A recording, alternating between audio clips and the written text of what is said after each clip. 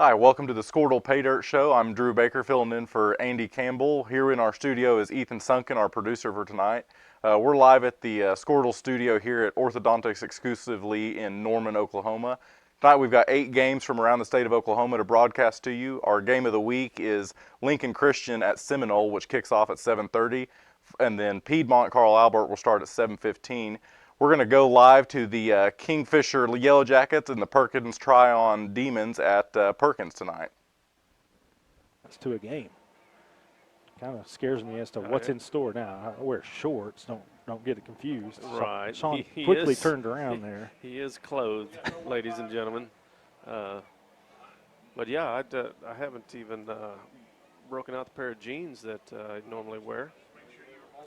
So you guys will hear some background noise tonight as we'll start this game with a Bank First kickoff. We are sharing the booth with co-offensive coordinator Stuart Purinton and also David Ellis. They are in the booth with us, so if you hear somebody get excited, might be one of them. All right, we are set to get underway here. Week 7 football, pivotal. District 3A1 game, Bank First kickoff. Bank First, Oklahomans banking, Oklahoma.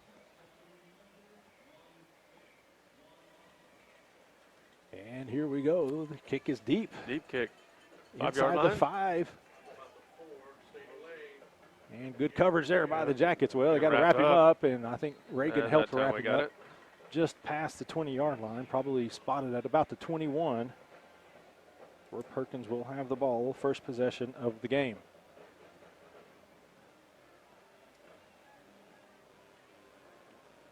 Well, really nice spot. Say 23.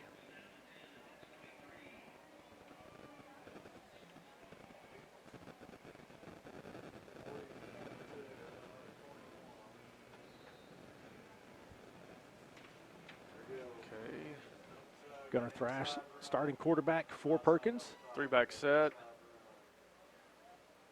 Hand off to number 24 over the right side. And that is Trey Stevenson as he gets a nice pickup on first down. Trey's actual first name is Woody Stevenson III. A lot of our Kingfisher fans know that name quite well. Trey, the son of former Kingfisher Crescent standout Woody Stevenson, also played at Oklahoma State. Same formation. This time with a little kick-out block. Stays with Stevenson and not going to get much on that one, maybe even a loss of a yard. It's going to be 2nd down and 11. I already know we got Kent Weems watching us tonight. If you guys are watching at home, let us know. Hit us with a text.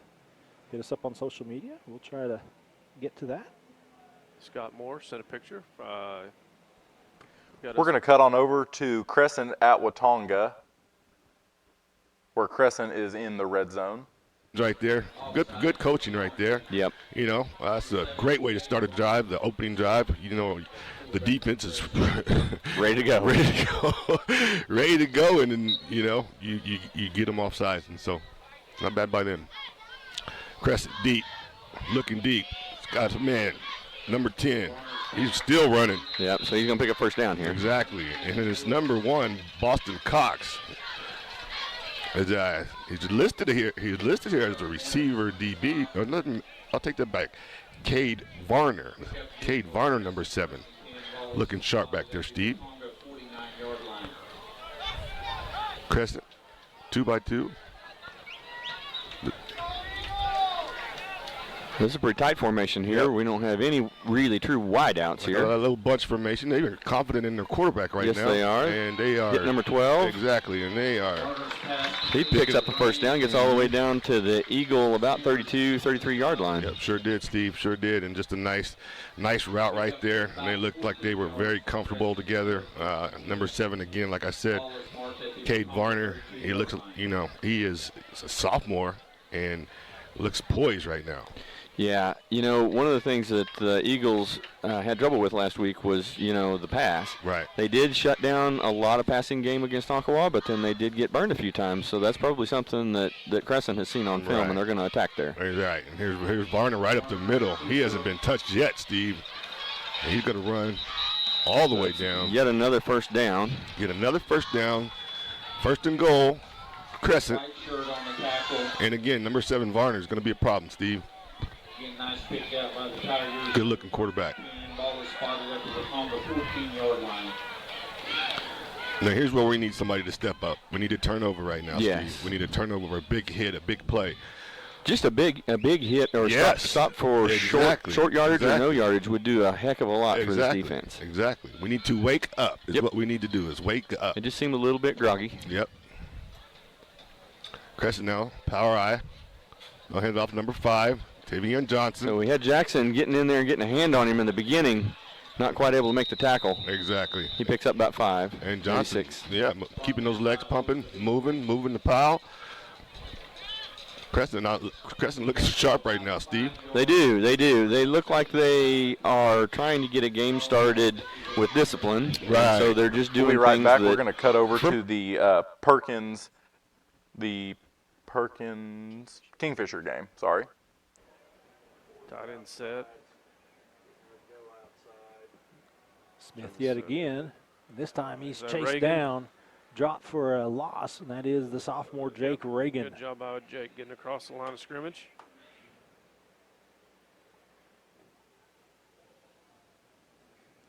Loss of a yard. Mr. Keith Campbell says, you guys sound great, just like a couple professionals. But that's what Keith said. 2nd and 11. Guess we know who's not here tonight. A little confusion with the wide receiver here. Still 7 seconds on the play clock. Plenty of time. Motion across the field. That is. Well, Well, got to make inside that the first screen. tackle. There's going to be a big gain, and it is, and that's going to go for a touchdown. 43-yard. We're going to move it over to Crescent at Watonga. one way or the other, the ball's inside the 5. Right. And it's going to be either 1st and 5, 1st and goal, or 4th and goal. Or fourth and goal. Exactly, Steve. We want 4th and goal. And looks like it's going to be 4th down, Steve. Gonna be 4th Here down. we go. Our first big play of the night. Yep. We had a referee and a Crescent player standing right in our line of sight. We couldn't tell until they called it. Exactly. So first big play of the night is right here, right now. So let's go, defense. So let's go, Eagle Nation. Coach Park, dial something up for us. Dial something up for us right now because this would be a huge stop right now. Oh, wouldn't it, though? We've got 4th and a few inches here, and obviously they're going to go for it down here on the 4-yard line. Yeah. But, man, that would be a momentum shifter. Yep. And right now you want to look at number 5, Tavion Johnson. They got number 7 out here, wide receiver. Watch for something tricky. Loaded backfield. They're just going to power it right through and get there. Yeah, Number he's 8. got his first down, Yep. but he's not going to get to the goal line. Not going to get the goal line, but it's, it's just a power eye, Yeah. Just pretty much we're bigger than you, we're stronger than you, and we're coming at you. And we're going to let you know we're coming at you. It's going to be up to you to stop it. Right. So right now the Eagles a little dazed here on defense. It's early. Still need to wake up. Crescent, 1st and goal. yep, having all kinds of success. Going to give it to Johnson again. He gets in. That's going to be a touchdown. Yeah, he's going to score a touchdown. We'll be right back with the Crescent Watonga game. Right now we're going to move over to the Ada Cougars at the Hera Panthers.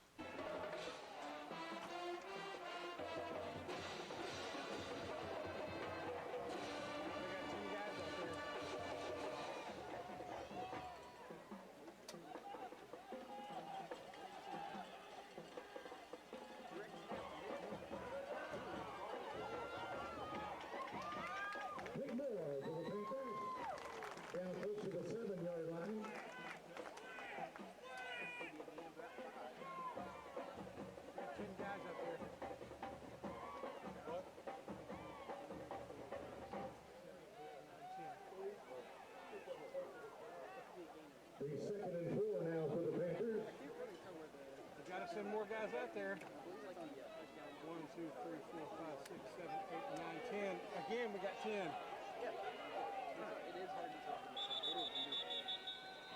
Jeez. Timeout on the field called by the Cougars.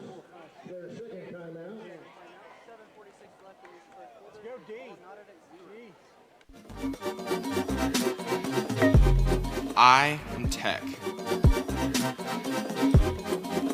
We're going to move over to the Washington-Lexington game. And he is brought down the 8-yard line. Like Ian Kaywood is the quarterback for the Bulldogs. Tell the center to get that ball down a little bit, Kyle. Yeah, and that's something Washington we've had problems with all year. Not really high snaps, but low snaps. So definitely comes in a key role there. You see 2 snaps in a row, and they are third down and about Seminole from here. So they've got a ways to go, and see what they draw up here on third down and about 32.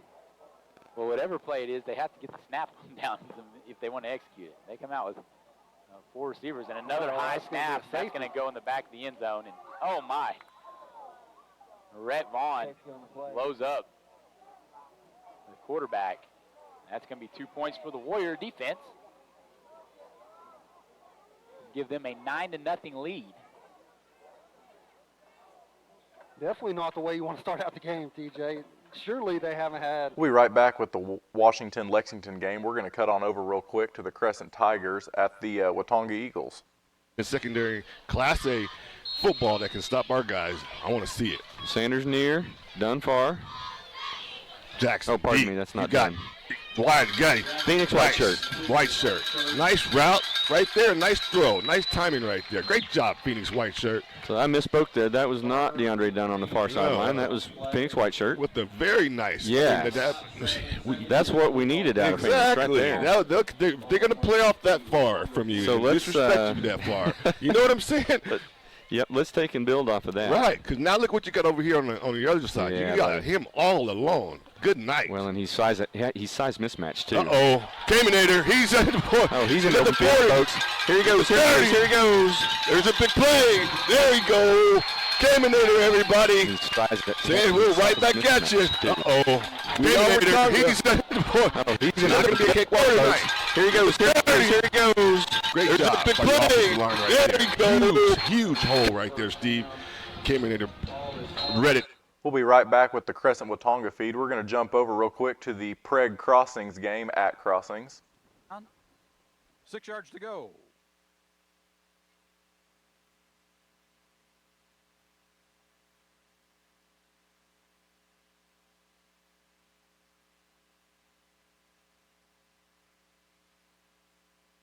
Mason Snyder in for the touchdown. Good throw by Wood.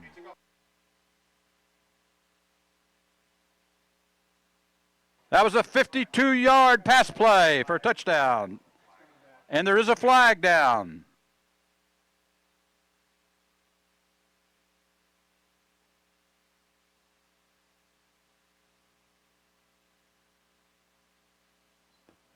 The penalty call is illegal receiver downfield against the Knights. That brings the ball back. We're going to leave the Preg Crossings game and cut over to the Shattuck-Balco-Forgan game, 8-man.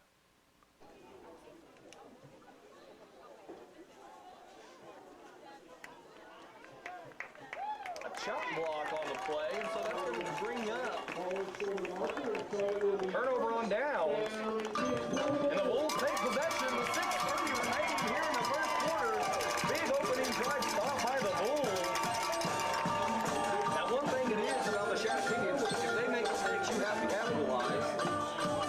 They're not a team to do it very often. That's going to be a turnover on downs. We're going to switch back over to the Crescent Watonga game where Watonga is in the pay dirt. Folks, if you're watching, if you can see it close enough on the screen, but we've got size mismatches in the receiving core all over the field here. Yep. And I think all Jackson's going to have to do is let his O-line give him a couple seconds, and he's going to be able to make some hay here. Yeah. Here we go. Jackson deep. He turns, he looks, great pass. Oh! Just a little bit overthrown on Sanders there. But great look off. Great read right there. He stayed in the pocket, looked off the free safety. Yep. Jackson. Oh! He was turns, he looked, giving the free pass. safety all the way, and then he tried to get overthrown on Sanders there. Great That's quarterbacking right there. That's quarterbacking. That's QB in the pocket, looked off right there. Yep. Nice job, Joe. Just got to make the throw now. Complete the play. Finish the play. Cover 2 looks like for Crescent. Joe's gonna step up. There's nobody Jackson gonna there. take off. Yep. Jackson scrambles forward. So it's going to bring up third, folks, in about 7. I'll bring up 3rd and 8, please. 3rd and 8. 3rd and 7, 3rd and 8. We're in good shape right here. I like the momentum right now. I do too. I like the patience. And right now it's going to be timeout. Nope. Referee says nope, roll the clock. So we've got 6:03 left here in the first. 6-0. Eagles trail. Looking to put some points on the board. Oh, I look at the fade right now to Sanders over here. Oh, my goodness. Yeah, look at how much yardage there is. Yes. You know, he's got a lot of field to work with against this defense here. Jackson, back deep. Throws. Oh! Just over the head of Dakota Morris. Yeah. Great placement right there, Joe. He's got a lot of field to work with against so we got a flag this down. defense here. Right about at the line of scrimmage. Deep. It's going to be against Oh, just over the head of Dakota Morris. Crescent accepts, pushes us back, or declines the penalty. Yeah, because they'll get another shot at this, another shot at 3rd down if they accept that penalty. And they're going to wave it off, so it's going to remain 4th down. Yep. So it'll be a big play right here for us. Obviously 4 down territory. And Steve, I'm assuming these are some of the situations last week we just didn't come up with. Right. Major 4th downs like right now. This is a major 4th down right now. And here they're coming. They're bringing everybody at Jackson. Somebody should be open. And he just misses Dakota Morris.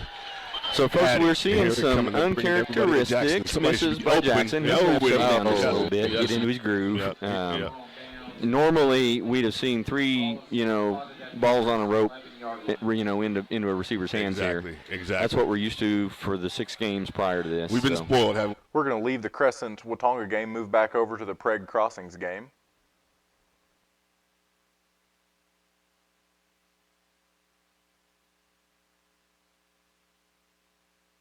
First and 10 on the 49-yard line.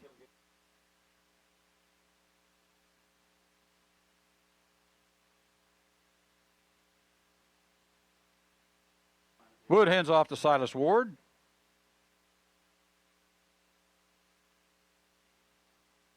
McKee makes the tackle, along with Hedge.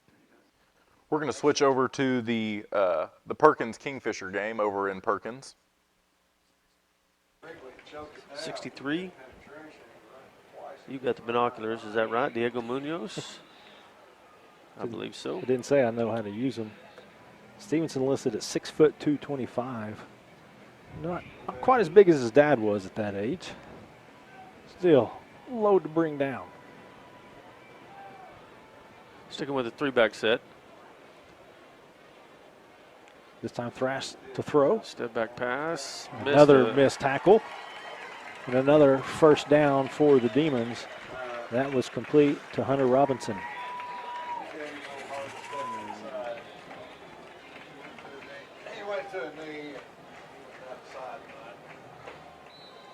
Kind of sidestep Bartman on that initial catch, and a lot of open field. Yep, now the Demons threatening again. First and goal from the 9. Already up 7-0. Double tight set. Smith. Trying to get to the edge. Gonna catch the edge. 9-yard touchdown.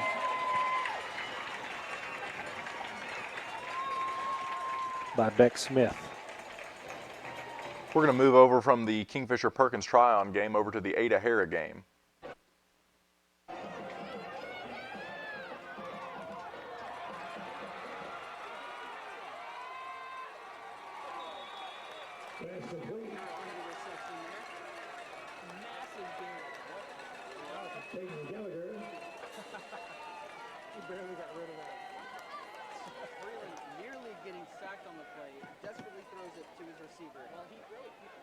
Ball rests on the Panther 15-yard line. It'll be first and 10.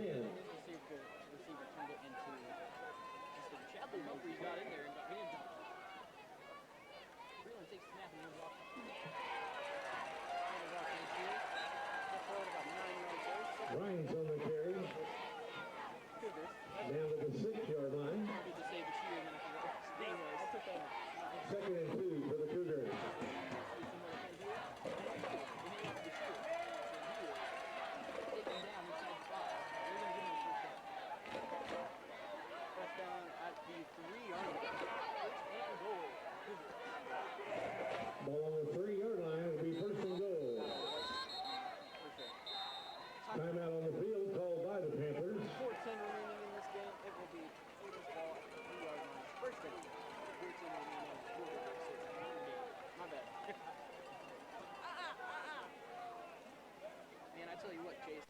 We're going to leave the Ada-Hara game where Hara is up 7 against Ada-0. We're going to move now to the Watonga Crescent game where Crescent leads Watonga 6-0. Caminator again, running hard. He's going to pick up the first down. That's how you do it. So how important is it, Derek, that we are running the ball and we have 3, if not 4, I'll say, all-state class receivers ready to catch the ball out there? Mm-hmm. How important is it that, it's very important, that the Eagles are able to have some success moving the ball on the ground here? I think that's the most important thing of all, for this team. Someone has to account for him. Yeah. You understand? We got to pull people back out of the zone and make them come down in that box, okay? Right now we're looking at, they're bringing everybody. They're bringing the house right now. Joe, just get on it. Just get on it. And he's not going to get it. Crescent's going to take That's going to be a Crescent ball. Yeah. And right there, just a blitz right there. And it's an all-out. Just get on it. 0 blitz. Just get on it. Manning everybody up. We're going to move back over to Ada-Hara where Ada is down 0 against Hara 7. Hara is in the pay dirt. Ada is in the pay dirt.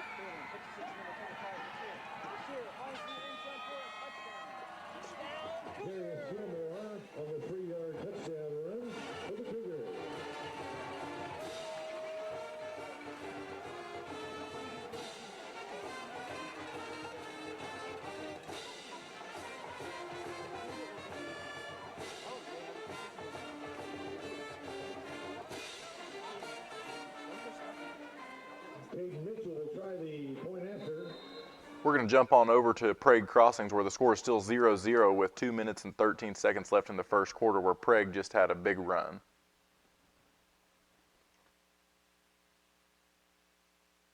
Azell makes the tackle for the Red Devils.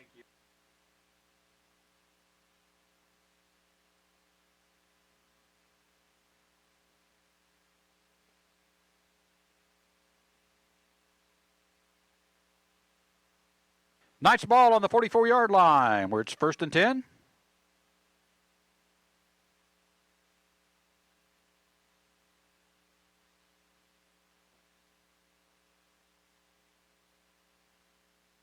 Handoff goes to Wall Raven. Hedge makes the tackle for Prague.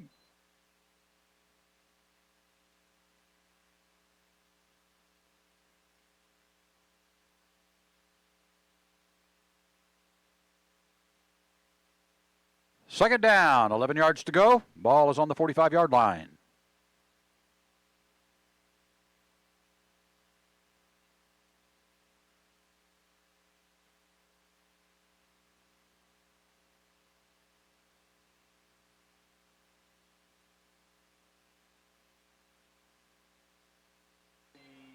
Woods pass complete to Mason Snyder. Hedge makes the tackle. Good job.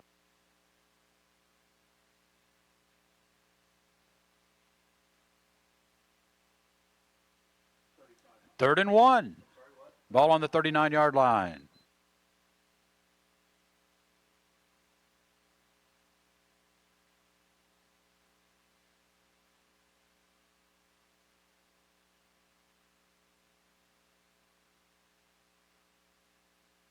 Pass goes to Blake Meek for a first down, Knights.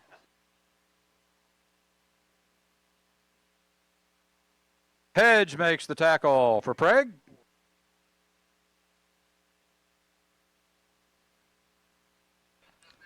We're going to leave this Prague Crossings game and move back on over to the Crescent Watonga game where Crescent is up 6-0 at the start of the second quarter.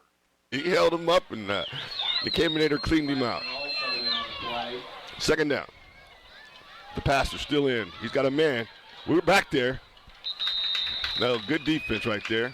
Yeah. So white shirt staying with him really well. Mm-hmm. He that was really well defended. Yeah. I thought all the way up till the end, and then at the end he needed to look back at that ball, and he might can make a play on it. Exactly. Phoenix needs to understand that he's going to be tested all year long. Right. You know what I mean? They're not going to come to downside. So they know he's young. They've seen the film. They've seen him. Miss a couple tackles and miss a couple plays. So they'll be attacking him. Big down right here. Get the ball back. Get the passer in. Make this tackle. You got to make this tackle. And we don't make the tackle. And actually, he's going to go hard. Wow, what a run. So Sanders overtaking him from behind and putting him in the dirt, but not until a very long gain. Gain of, Steve, we talked earlier in the year about open field tackling. Wow, and that's what we're missing right now. Yep. I see. We're just not making. We've done a lot of great tackling all year. Right. And it's like we're not attacking. We're waiting.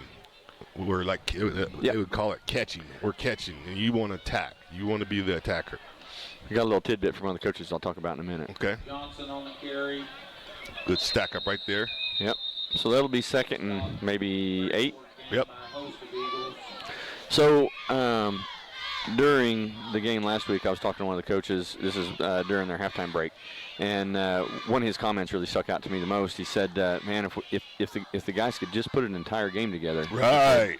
And so my comment back was, "Well, Coach, you really want them peaking and doing stuff like that in the playoffs. Right. So, Exactly. if we're seeing great pieces of games strung together, we're going to see some greatness at some point." He's going to walk in for the touchdown. Johnson. Touchdown there by Crescent. We're going to leave Crescent with Tonga, where Crescent just scored a touchdown, and move on over to the Kingfisher Yellow Jackets at the Perkins Tryon. Throws it to the back shoulder. Nobody turned around to catch it except Evan Kinder. It's right there, Jones. You saw it like I did. Right there. Yep. Had a guy in coverage.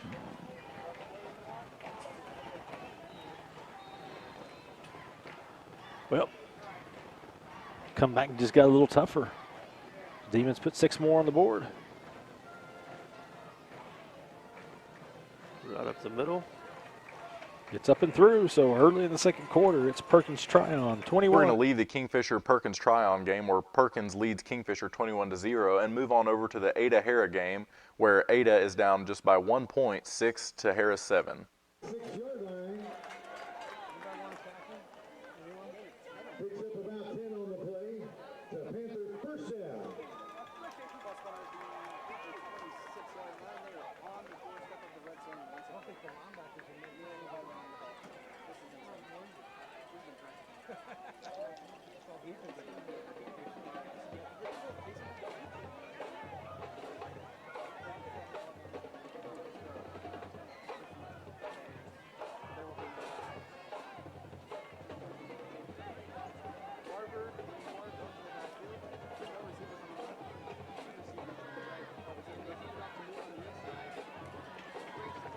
Big Moore on the carry, down to about the 20-yard line.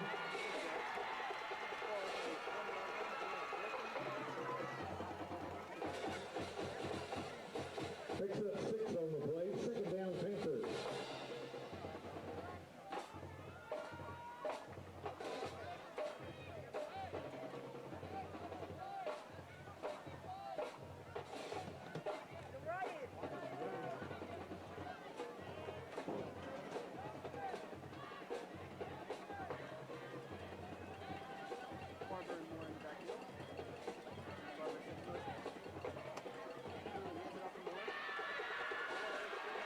Big Moore on the carry, down to about the 12-yard line.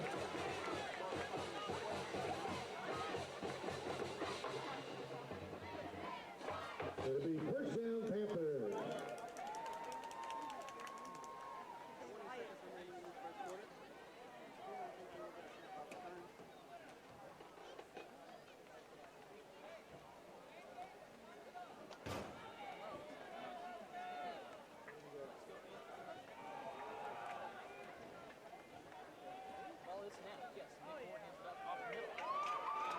McMillan, 12-yard touchdown run for the Panthers.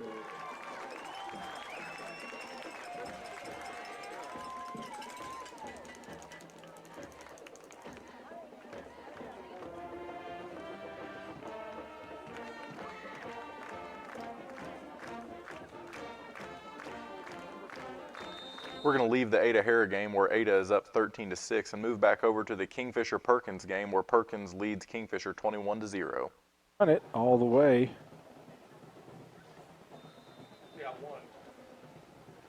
Picks up a yard, maybe 2. It'll be 3rd down. Stevenson Insurance Center, 3rd down coming up for the Jackets.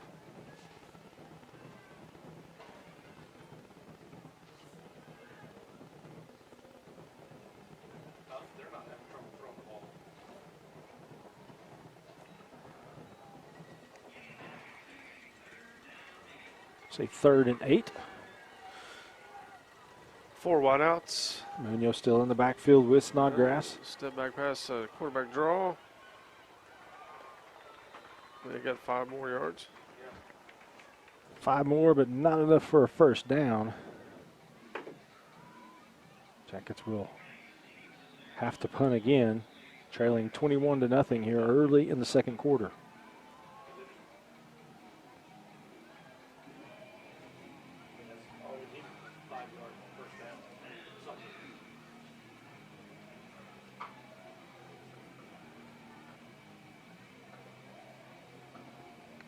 Munoz back to kick for the 3rd time.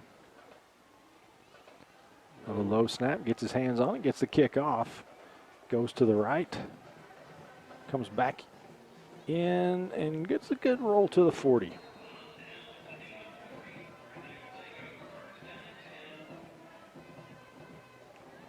That's where the Demons will have it with 10:08 to go in this 2nd quarter.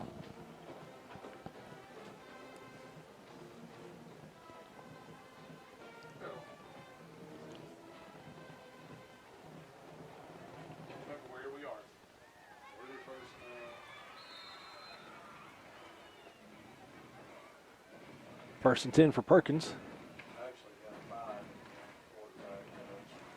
And they got Smith playing quarterback here. He's going to run it right behind the big man. Stevenson gets through the line, trying to get to the sideline. Gets there before he's tackled inside the 20 at about the 16-yard line. It was Bartman on the tackle. We're going to leave that big run by Perkins and move over to the Crescent-Watonga game, where Crescent leads Watonga 14-0 with Watonga having the ball. By the way, folks, we did change directions. There you go, run it, Joe. There you go, beautiful move right there, Joe Jackson. And he's going to go right on by. Beautiful. Oh, what a move out there. He picks up about 25 yards or so. By the way, folks, we did change directions. We changed directions, folks. There you go, beautiful move right there, Joe Jackson. And he's going to go right on by. Beautiful. Yeah, I just want you guys out there to look at this. Tie this ball game up. Joe decides. By the way, folks, we did change directions. Run it, Joe. Going. There you go. Beautiful move right there. Joe Jackson. He's bringing it right on by. You can't coach that. Great job by Joe. Let's go. Let's go, boys. Time to light up the scoreboard a little bit.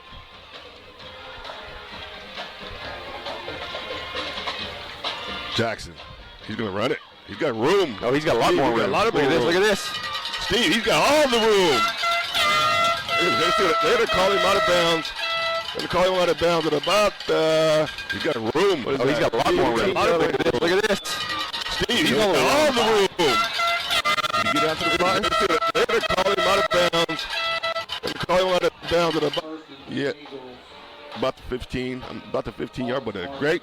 Joe Jackson starting to heat up, ladies and gentlemen. Okay. I was looking at the wrong yardage line. No, it's all good. Joe starting to heat up. Oh, can't do that, DeAndre. He must knew the ball was coming to him. He got a little excited. He got excited. Yeah, that's what happens on that one right there. But I tell you what, this kid right here will make it up. Joe needs a breather anyway. Ball start, Watonga. Start out 1st and 15 here. Now, I wonder here, we're going to start to watch when they bring these all-out zero blitzes. And when I say zero blitz, that means everybody's coming. And they show it early. Right now, they're not showing it. Standing back. Jackson deep by himself. Looking. He's got a man. Oh, he's got a man wide open. Touchdown. Touchdown, Eagles. Back.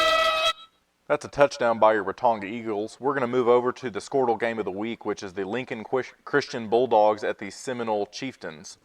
led by Central Michigan commit Max Brown. Well, they're going to have to because it was an 18-yard punt. Lincoln Christian returns it from the 39 to the 33. Both teams undefeated. 10:18 to play here in the first quarter. Max Brown, the 6'3", 200-pound senior quarterback, is in the gun. Nate Ross is tied in left, though. Motion a man from right to left of the formation. It's a keeper. Max Brown down the middle of the field of the 25 to the 20.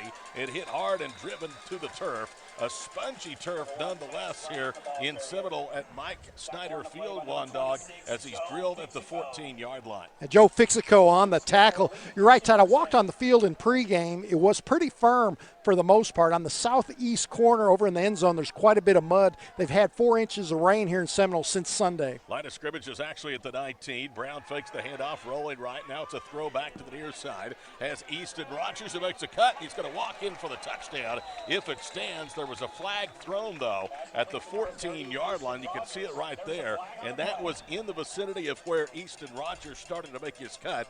And more than likely an illegal block or a hold going to be called against Lincoln Christian. Yeah. Illegal block in the back.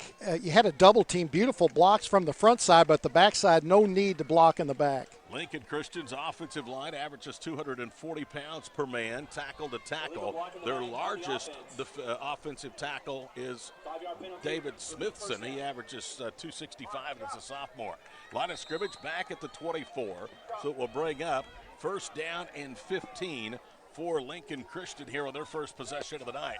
Deep handoff goes to Easton Rogers behind right guard Isaac Adebato, and he's going to pick up just a couple as he may get down to the 22-yard line. And very good interior defensive play that time of the Seminole defense.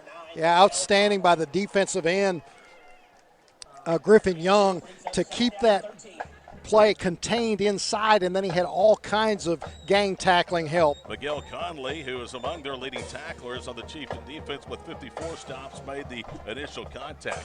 2nd and 13, Lincoln Christian, the Bulldogs at the 22 of Seminole on their opening drive of the night. 2 receivers, short right, double tights left. Man in motion to the near side. Again, it's a zone read. This time it's diagnosed perfectly, and Max Brown is taken hard to the turf and tackled for very little gain, as it was Benny Cochran, or excuse me, it was Garrett Chaffin, the linebacker, that made the tackle. Garrett Chaffin did a great job.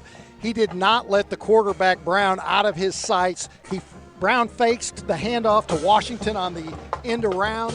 Did not go for the fake. Griffin takes him down. There you see there was a flag on the play. It's an illegal shift called against the Bulldogs. Mike Snyder, who's been the head coach here in Seminole since 1980, declines it. They take the result of the play. It's now 3rd down and 13 as Max Brown, who got a big gain on his first try of the night, is stopped at the line of scrimmage. 3rd and 12, Bulldogs, more than likely in 3 or 4 down territory. 3 receivers left, one on the near side. They'll go for an empty backfield for Max Brown, who has thrown 25 touchdowns and only 1 interception this year. Brown to throw for the 30, throws it out left, and it's underthrown and intercepted. A diving play by Brennan Rodriguez, the 5'11", 165-pound senior, and one dog on cue. That's only the 2nd interception thrown in now 124 passes this year for Max Brown. And that wasn't a bad pass by Max Brown either. Brown was throwing that ball kind of low to the receiver, and what an interception by Rodriguez. He gets down with his hands underneath the football, saving it from hitting the turf. In all reality, though, Scott, it may be better than a punt, because now you have Seminole back at their own 8-yard line to start this, their 2nd drive of the contest. With 7:58 to play here in the first quarter, there's no score between a pair of unbeaten Class 3A District 3 heavyweights. Wassenaw fakes the handoff. He's going to keep it. Breaking tackles. We're going to leave the tackles. Skordle game of the week and move on over to the Kingfisher-Perkins game. Going a bit in front of his intended receiver, so it'll be 2nd and 10. 40's in. 40's in.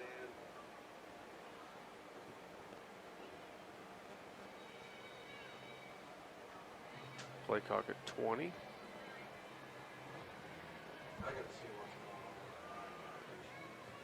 As Sean said, Kingfisher employing the 5-man front now. Thrash keeps Another it, pass. dumps it. Back out there. Number 40. Going to be close to a first down, but just a little bit shy. It'll be 3rd and about 1.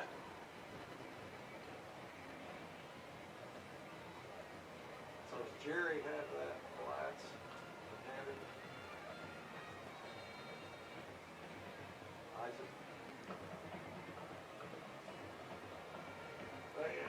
Demons look to the sideline for the signal. Stevenson and Thrash deep in the backfield. I got the heavy set with a little motion. Yep. Nice job, one-on-one tackle there. Boardman. And the Jackets keep them short of the first down marker, so it's going to be 4th down and 1 again. Nice piece of open field tackle. That was a great job because he closed that gap quick because Stevenson had the lane to run through. We're going to break the screen up for you here and show the Kingfisher-Perkins game where Kingfisher is down 0 to 21. And we're going to show the Crescent-Watonga game also where Crescent Tigers are up 14 to the Watonga Eagles 8. This Wildcat look, and he's going to carry it behind Stevenson. He gets the first down, not by much, but he gets it. It's going to be 1st and goal. Much better job by Kingfisher in recognition of that. Kind of a student body right. We're going to split the screen up now into 3 games where we're going to add the Washington Warriors and the Lexington Bulldogs. Quarterback comes back in. All Perkins so far, 21-0. They have kept the clock rolling. Stevenson up the middle. Keeps going. Drags him into the end zone. 10-yard touchdown run, Trey Stevenson. And that's one where the Jackets had him at the line of scrimmage, and he just kept driving those legs. So this time Perkins converts on the 4th down. We're going to break it back down and go to the Crescent-Watonga game where Crescent leads Watonga 14-6. He's going to rock. You see him there. Yeah. That's just beautiful right there. You see number 61. He just got right in behind him and walked right in. And that's just how you do it. That's how you do a counter right there. Power, whatever you want to call it. Quarterback power, quarterback counter. It doesn't matter. Number 61 pulling around. Oh, that's scary. Yeah, he had everybody thinking he was gonna hand that ball off, and yep, just fooled the whole mess. The whole crew. We're going to leave the Crescent-Watonga game and move on over to the Prague and Crossings game at Crossings, where Crossing leads Prague 14-0 with Prague ball.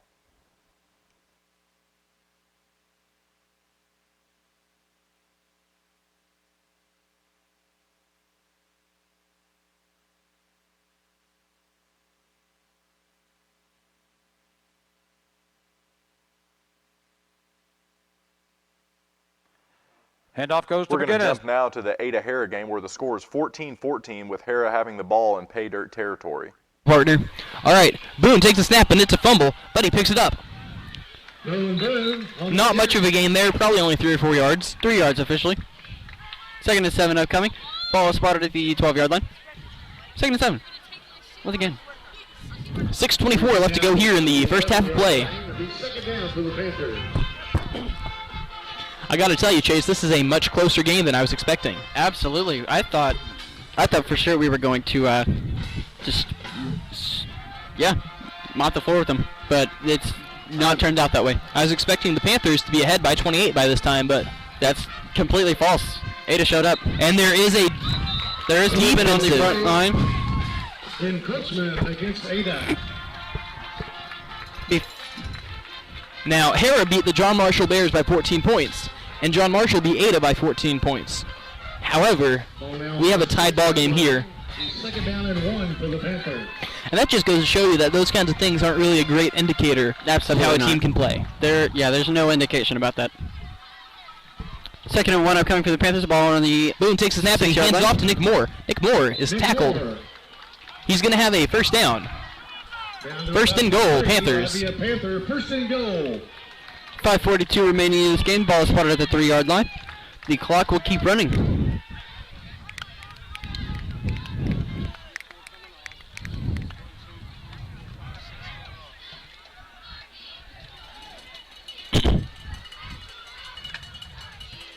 Boone under center.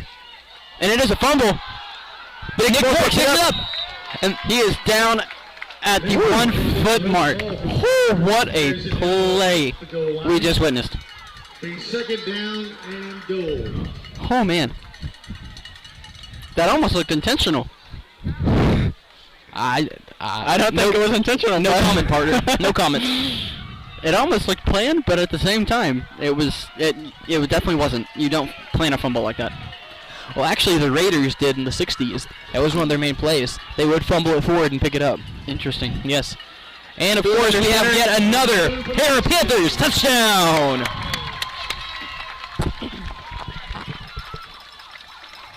Boone with the 1 foot run right up the gut. Absolutely protected. There was no stopping him on that play. 4:47 remaining in this first half. Not game. Definitely not the game. In the half. Cameron Marler on to kick the PAT.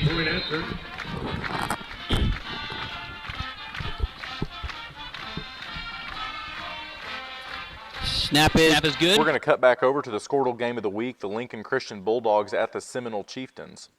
Their second drive of the night for Max Brown, the senior quarterback. 4-man defensive front. The Chieftains showing some blitz up the middle. Now they split the backs and they'll hand it off. Coming left is John Washington needing a block. He's in trouble, and down he goes. He ran right into the strong safety, Joe Fixico. Fixico will get him after a 2-yard gain to the 44, but initially when that play developed, it looked like it was going to go for a lot more. Well, Seminole did a good job of running the play horizontally toward the sideline when Washington wanting to turn it up, but it kept getting spread out. Second down and 8 to the 44-yard line. 3:08 in counting to play here with the first quarter from Seminole. No score, Lincoln Christian and the Chieftains.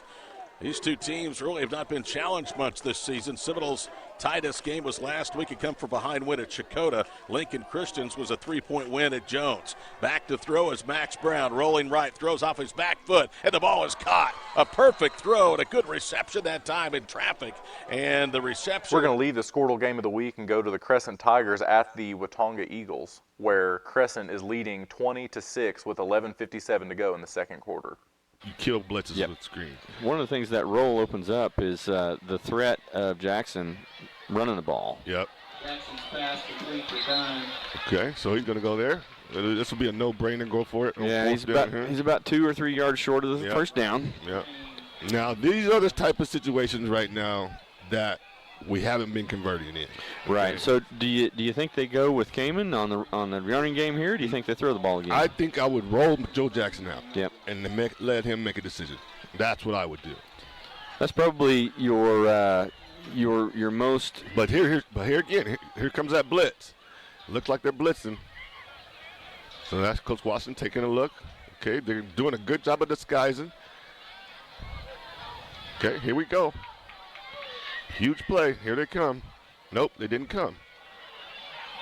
Jackson's going to have room for a first down here. Man. And a lot more. But a lot more. Beautiful run right there. So my goodness. Are you kidding me? Jackson's We're going to leave the Crescent Watonga game where Watonga has just scored, and we're going to move back over to the Perkins Kingfisher game where Perkins leads Kingfisher 28-0.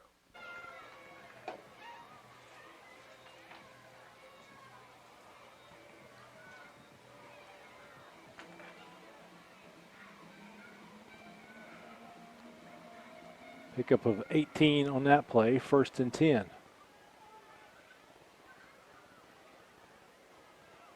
That's holding.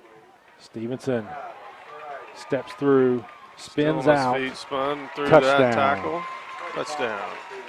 We're going to leave this Kingfisher-Perkins game and move on over to 8-man with Shattuck, Balco, Forgan. The game is tied 12-12. Clock's running.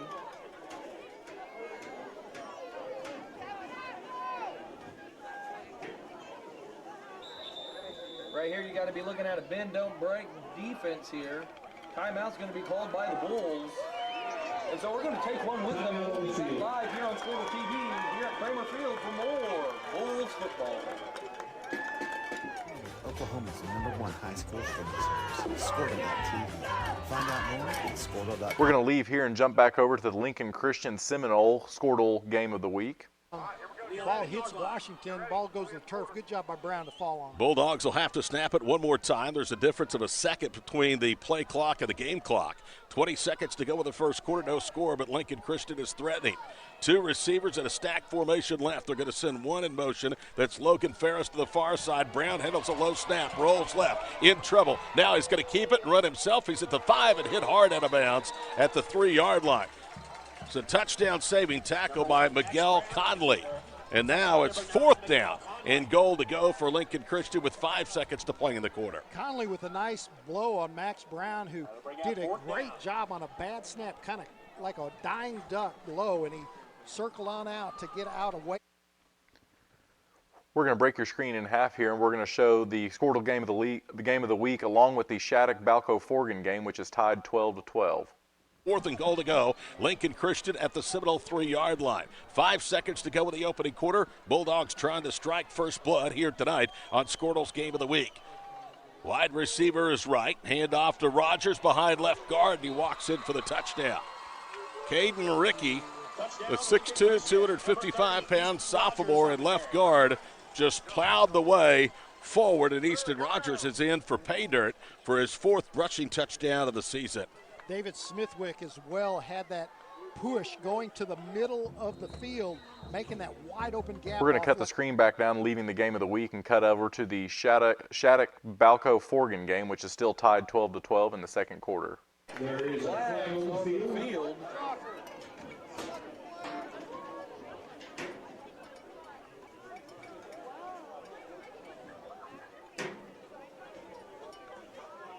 A chop block on the Indians.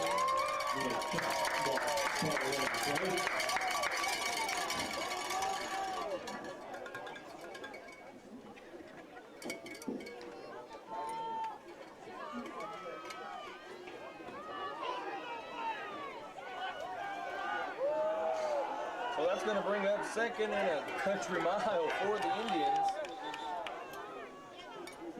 After the penalty, the ball will be spotted at the 36-yard line. After a 15-yard penalty. About a 2nd and 26 on the play.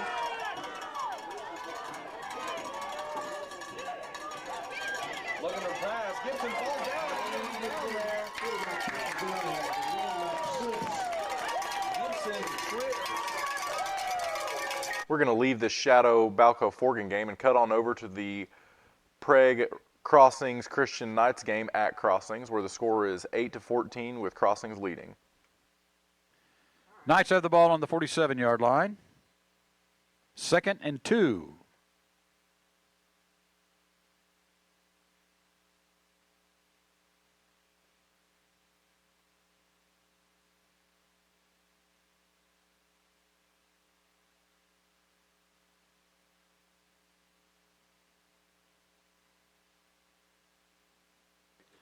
Pass is incomplete, intended for Mason Snyder.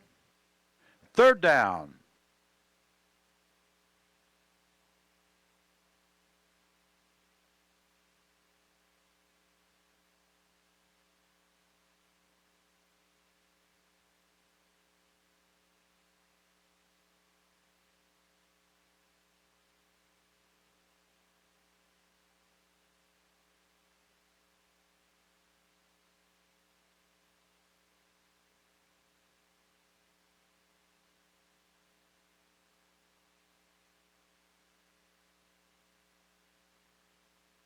Mason Snyder, the ball carrier.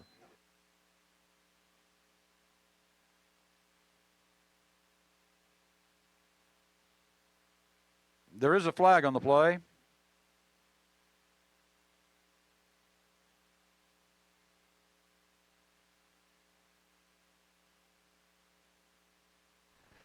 We're going to leave here and cut on over to the Crescent-Watonga game, where the Watonga Eagles are 4-1 in their season and the Crescent Tigers are 2-2. On the table here, is he okay? You got a coach looking at him and taking care of him there. Looks like just a little breather. Yeah. A flag coming in here, a pair of them.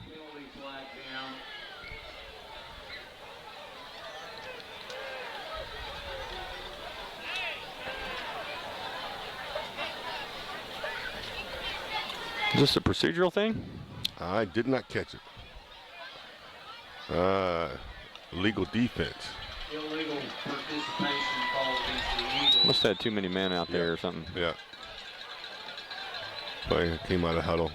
But That'll bring up first and 10 Crescent. Ball was spotted at the Watonga 45-yard line. So from the Eagle 45. Yep, loaded backfield.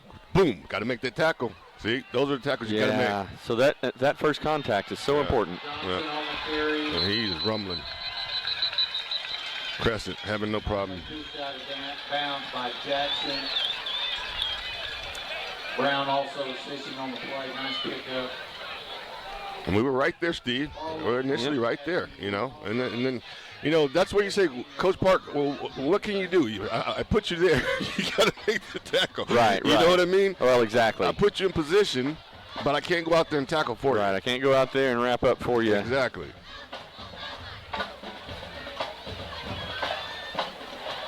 There we it is. go. Beautiful.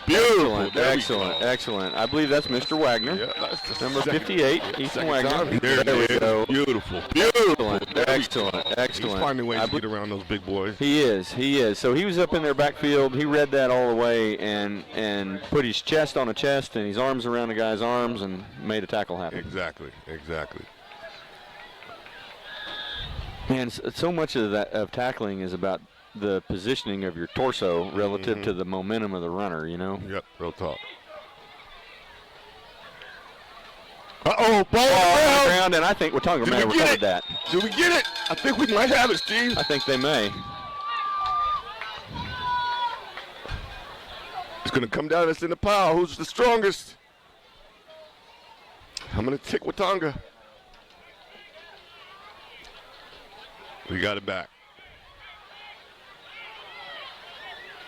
They're going to wind the clock. We're going to leave the Crescent Watonga game and go to the Ada Hara game where the score is 20-21 with Hara leading, with Hara also having possession. And it's complete to number 1, Austin Coley. He is brought down right around the 24-yard line. It is going to be a timeout, Hara. And with that, we're going to go to a quick commercial break. 1 minute.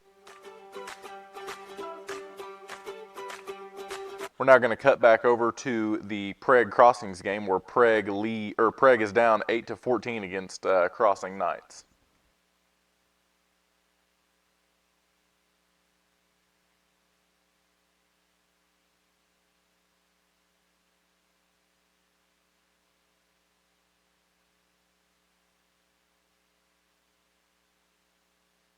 Luke Olson makes the catch for the Knights.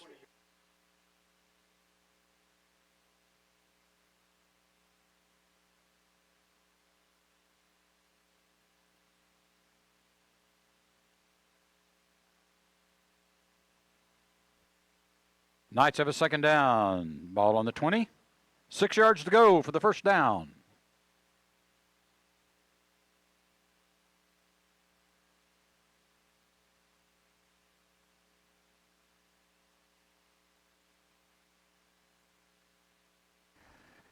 Here at the Prague Red Devils at the Crossing Christian Knights, the Prague Red Devils are coached by head coach Mike Hedge. Their record this season is 6-0. The Crossing Christian Knights are coached by Jonathan Keatley. Their record this season is 4-2.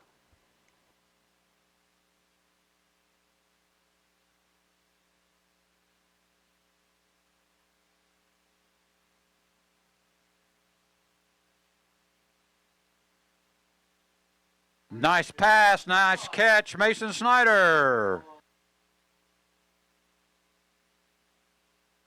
Ald makes the tackle. Lee makes the tackle.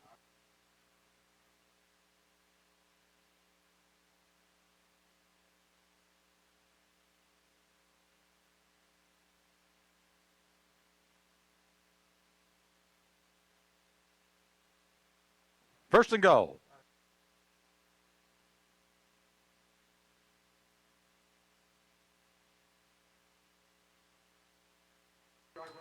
Walraven. We're going to leave this Prague Crossings game and jump over to the Ada Cougars and the Hara Panthers.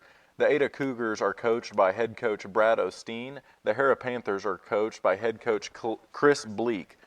The Panthers' record this season is 4-2, and the Ada Cougars' record this season is 2-4. Line with 7 seconds remaining with one and a timeout. Woo! That is a costly mistake. Pass interference against Ada. Pass intended for number 1 and Austin Coley. Now, in high school, is that a spot of the foul? Yes, it is. So they're going to be on the goal line with 7 seconds left to go. It should be a spot of the foul, but it appears to be a 10-yard penalty. Interesting. Okay. Well, that's definitely interesting, isn't it? Yeah. Number 20, Cameron Marler, is taking to the field. With 7 seconds remaining, I would say run another play, but that's why I'm not their head coach. Indeed. Timeout by the Cougars, icing the kicker. I love to see it. Well, if you've got the timeout, why not use it? Absolutely. This will be a 27-yard kick when we return. 7 seconds remaining. You know, something tells me that's easy money for Cameron Marler. Absolutely, 100%. Network can handle all of your school or business technology and wiring needs. We're going to move on over to the Washington-Lexington game, where Washington leads Lexington 43-0 in the second quarter.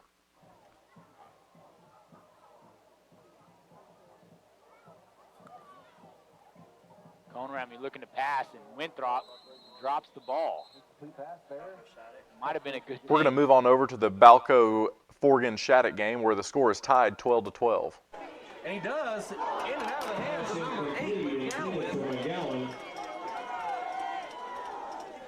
The Shattuck Indians are coached by head coach Craig Hickson. Their record this season is 5-0. The Balco Bulls' record this season is 5-1. Third down for the Bulls. 24 seconds remain here in the first half. All shotgun formation all alone. Nice protection. Looking to throw. Scramble, has to scramble out right, and he does. Ball's thrown. Touchdown Bulls, but there is a penalty marker on the field. Number 5, Mason Ramju.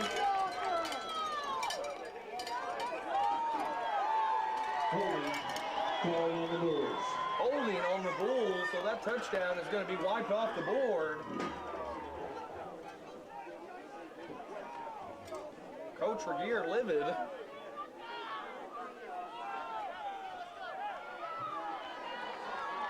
Third and 30, looks like. Coming up. Two receivers split out wide to the left. Ball in the backfield alone. 3 to the left. Ball looking to throw. Here comes the pressure. Steps up in the pocket. Lets one loose for Ramju.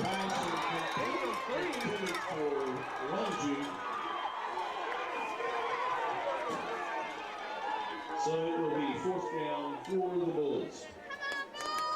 4th down with 9 seconds left. Looks as if everything's going against the Bulls here on their final drive.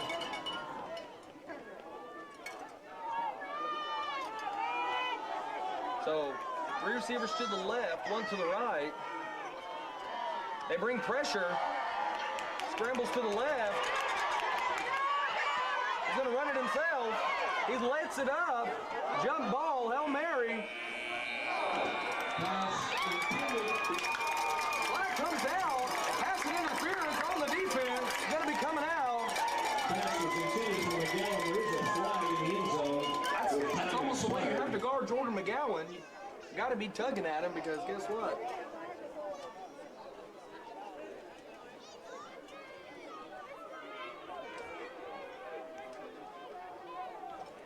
We're going to move on over now to the Skordle game of the week, where Lincoln Christian Bulldogs are at the Seminole Chieftains. The Lincoln Christian Bulldogs are coached by head coach Jerry Rickey.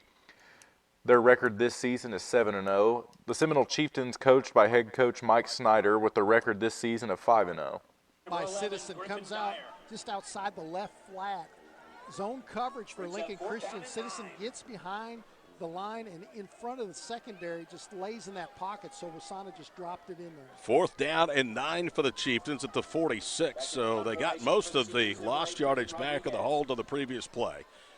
And Rodriguez will boot it away. Not a bad punt to the far side. It's going to hit inside the 30, turns over and goes out of bounds at the 15-yard line. Beautiful punt. Ball rolls out of bounds at the 15-yard line. 35 yards.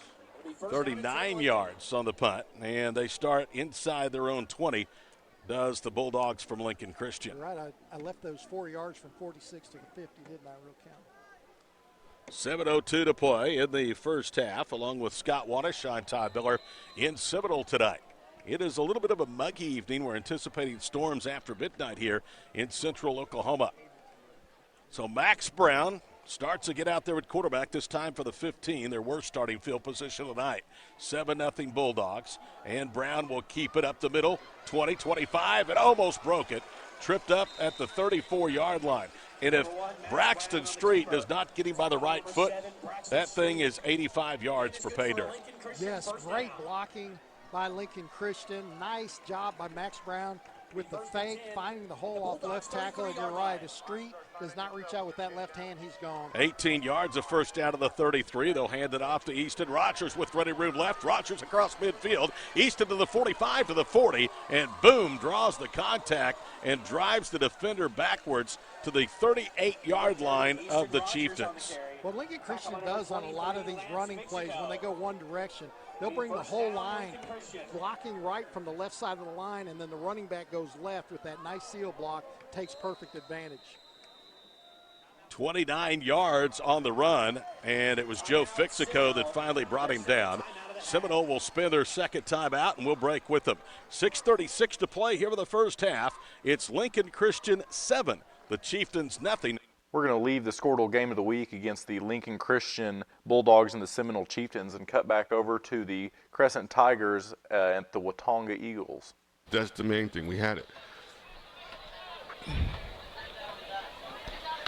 I'll go back to what you said. I cannot wait till we put together a complete ball game. Yeah, me too. These Eagles they've had some really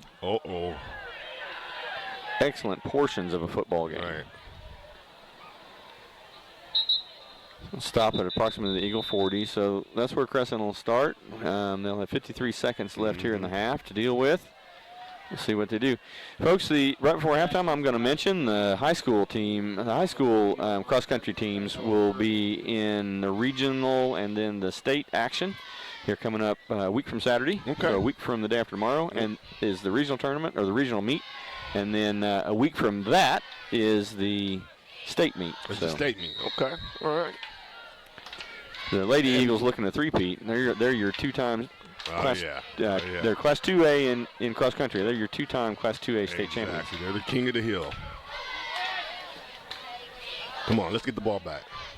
They're going to keep it on the ground here. Number 20. Fisher on the carry. Surprising. 46 left here. 45, 20 to 12. Not trail by 8. Yeah, not going to call timeout. He's got the lead. And now here he goes. He's going to try to call one from the sideline.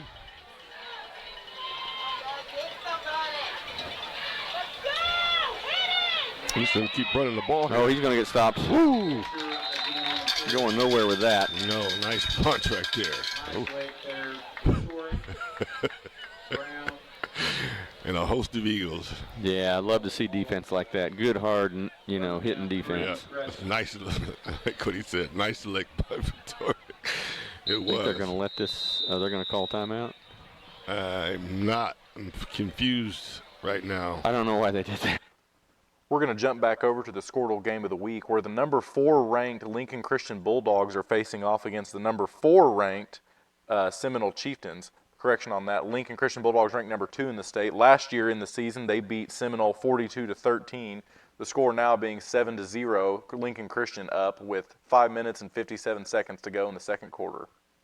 Had to go to the left side, made it open. Had a good block by Tyson Thomas. Second down at 8 at the 36-yard line of Seminole. Chieftains look to be aggressive again. Now Brown backs away and looks to the far side for the change of play. The tight end is Nate Rogers, lined up left. It's a pistol formation. Rogers gets the handoff again, tiptoeing left in, and he's tagged down. A loss of 2 to the 38-yard line. Miguel Conley was the first one to get in there, and he had some assistance from Joe Fixico. You see Joe Fixico reach that big left hand in there, grab the shoulder pad, and just throw him down one-handed. Loss of 1 brings up third down and 9 at the 37-yard line. Easton Rogers has not been manhandled that much at all this season. 3rd and 9. Likely 4-down territory for Jerry Ricky's club. Back to throw. Brown throws left. Receiver open. He makes a diving catch, and he is out of bounds well beyond the first down marker. And that is Dylan Baldridge, who has his 17th reception of the season. Nice route by Baldridge, just doing the little square out, knowing where the sticks are. He's about 3 yards past the sticks. Nice pocket by the Bulldog offensive line. 1st and 10 of the 25. Back to the ground game with Easton Rogers. Big hole up the middle, and he almost broke it. Rogers gets down to the 17, a gain of 8, and it's going to bring up 2nd down and short.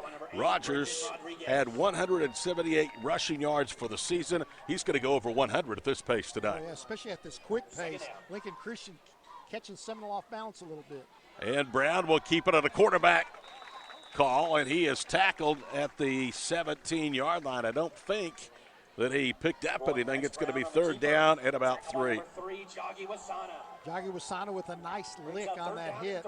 He's doing all that play on quarterback, and he comes up on defense to stop him from the first down. Under 4 minutes to play now here in the first half from Chieftain Stadium at Mike Snyder Field in Seminole. 3rd and 3, Lincoln Christian to the 19-yard line. Now Brown checks out of the play as Easton Rogers. You think he hasn't played football tonight? Look at Easton Rogers' uniform. Well, you talked about all the rain that Seminole County's getting. There's going to be some dirty white uniforms after this game. And now a lot of miscommunication and some confusion on the Bulldogs' part. They'll spend a timeout. 3:36 to play, first half, 7-0 Bulldogs on the Skordle game of the week.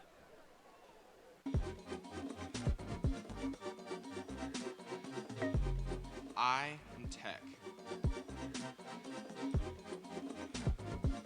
I am Tech.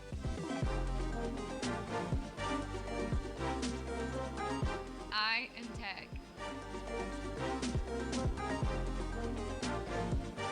I am Tech. We are Tech. The High Plains Insurance Agency takes pride in keeping up with many changes in the crop insurance industry and keeping their insurers informed of these changes. The goal is to help each farmer customize their crop insurance to meet their needs. Thanks for your continued business, and remember, call Amy, Carissa, or Danny at High Plains Insurance in Medford and Loyal at 580-395-2447 or toll free at 1-800-346. 3rd down and 3. They hand it off to Rogers behind left guard. Rogers is inside the 10 and to the 9-yard line. That will be enough for a first down as they convert on 3rd down and short. I tell you, Tyler Johnson had a pancake block on 2 Chieftains on the left side. Tied in right, Nate Ross, pistol formation. They hand it to Rogers, and there's the muddy part of the field.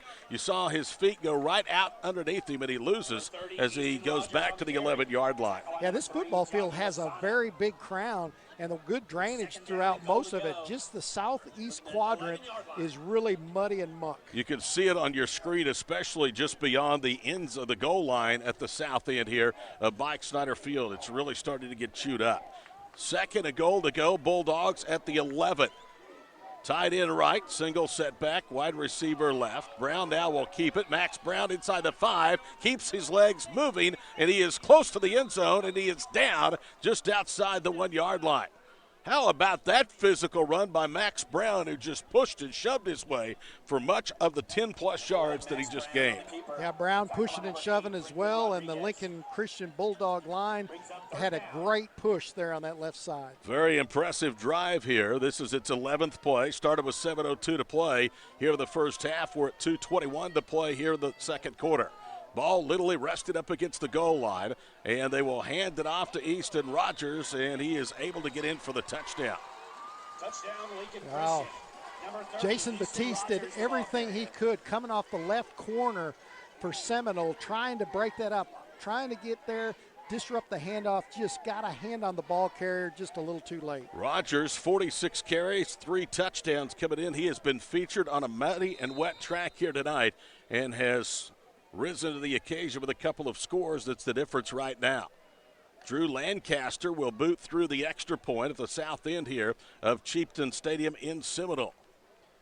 Well, they were running the swinging gate at first, and now they motion back over for the point extra kick.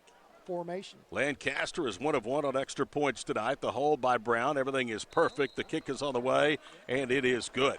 2:13 to go, first half in Seminole. Lincoln Christian 14. The Chieftains nothing. This is the High Plains Insurance Skordle Game of the Week. With over 24 flavors of iced tea, HTO is your new destination for the best premium water and iced tea in all of Oklahoma. Offering around 500 drink combinations and half-price tea during happy hour, this is your ultimate tea playground. With a location open in Ardmore and numerous locations coming soon, including the Village in South Oklahoma City, be sure to stop by HTO and experience the best tea you've ever sipped on. At Maples Nixon Diesel Horse, we've helped a lot of people, and our goal was to treat each and every person like a friend. And as a friend, we've got your back, always. We understand what you're going through. Being lawyers is what we do, but it's not all that we are. We care. We'll stand beside you throughout the entire legal process, not just as lawyers, but as your friends. We are Maples Nixon Diesel Horse, and we are here to help. Lancaster kicks it deep to the goal line. It's returned down the numbers. That is Jason Batiste. He is across the 15 and up close to the 20-yard line and maybe just beyond. That's where the Chieftains will start. And, boy, they need to get something going now, down 2 touchdowns to a very high-powered offense from Lincoln Christian. Yeah, good pursuit by the kickoff team by the Bulldogs. And once again, Seminoles back in that slippery part of the field. It looked like they had the gain on that first defensive play, but then at the end it looked like Lincoln Christian offensively had the better push. Well, I'll tell you, this game really swung on a pendulum, didn't it? The last time the Chieftains had the football, they had their best starting field position, went backwards, had to kick it away, and then it was a lengthy 11-play drive that took up almost 5 minutes here of the second quarter clock, and the Bulldogs now lead by 2 touchdowns. Lawson out of the gun, motions a man from left to right of the formation. He awaits the snap back from center Jaden Stewart. Takes a 3-yard drop under pressure, ducks under defender, loses the handle, and Lincoln Christian may have recovered the fumble.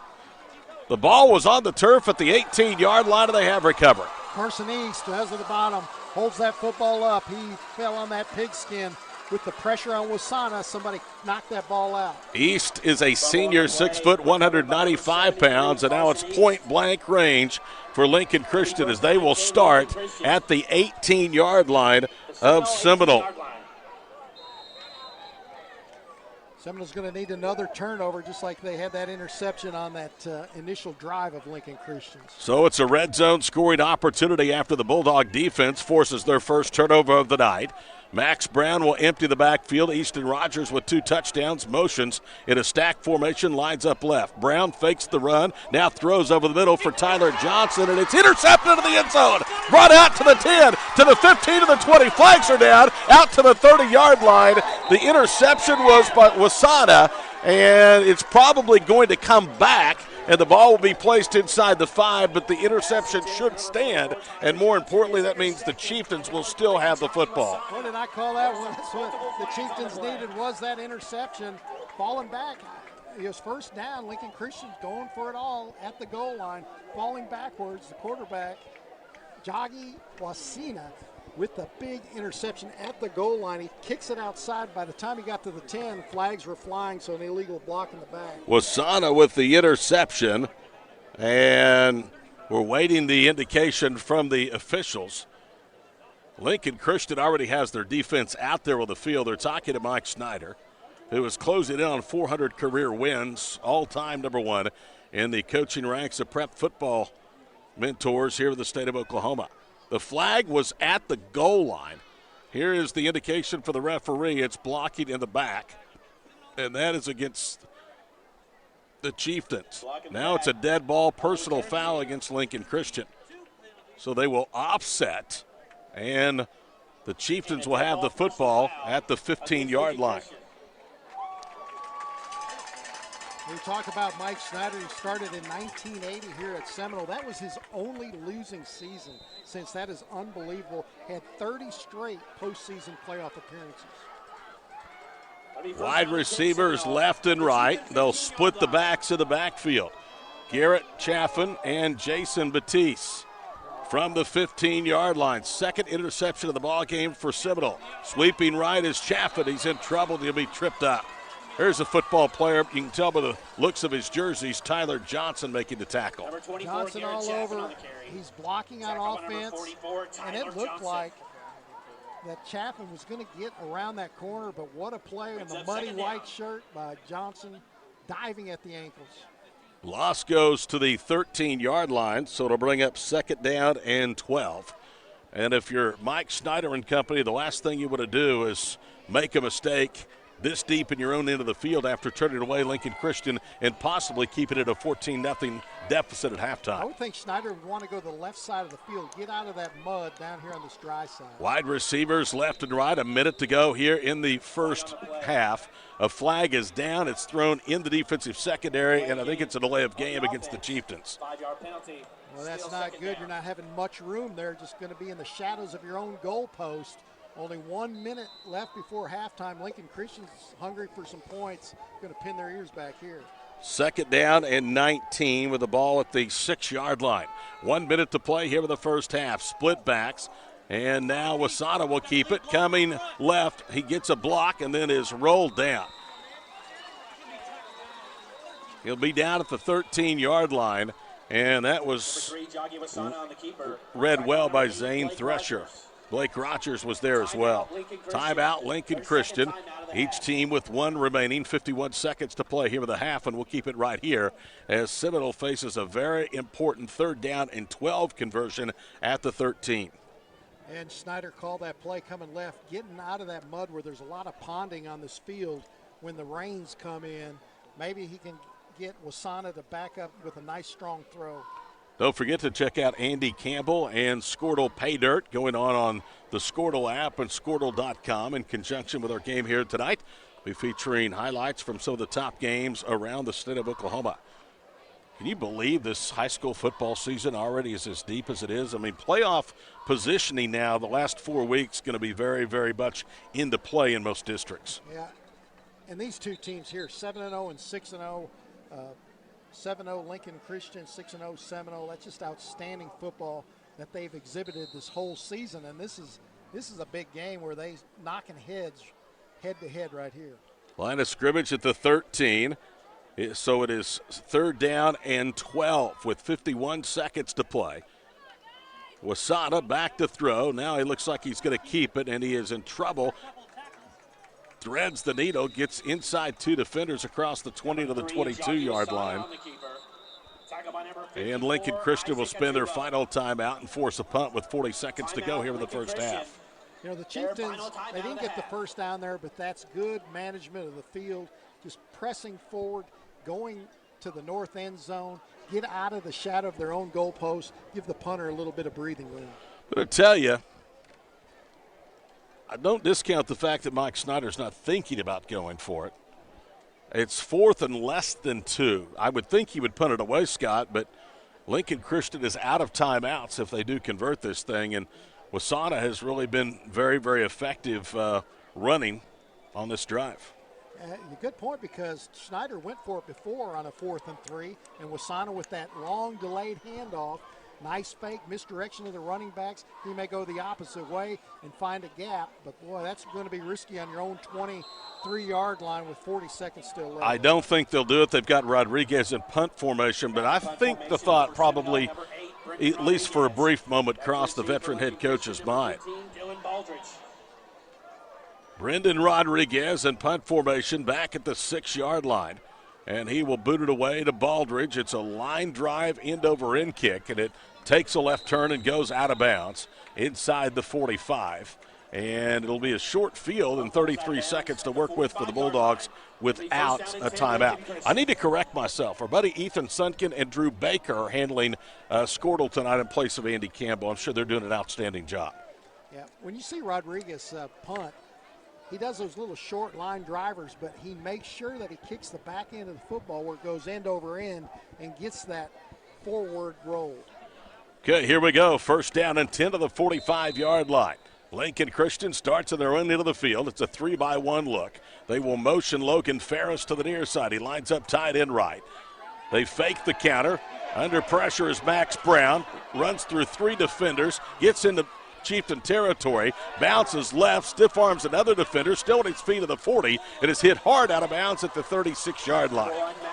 That took 13 seconds, so 20 seconds remain. Well, Max Brown got a first down. He got over 16 yards on that run, but he ran about 38 yards to get that, weaving through the defense. Great coverage by Seminole, forcing Brown to get out of the pocket. 20-yard on the scamper for Max Brown. He ran about 45, though.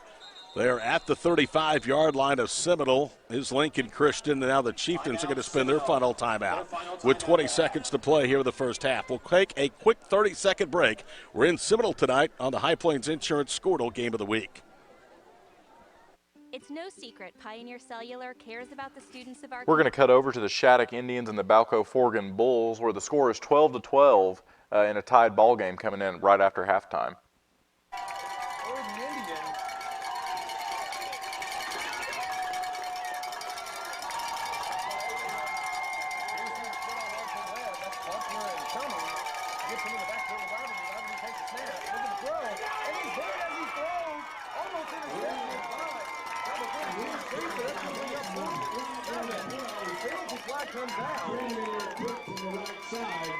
We're going to cut back over to the game of the week with the Lincoln Christian Bulldogs at the Seminole Chieftains.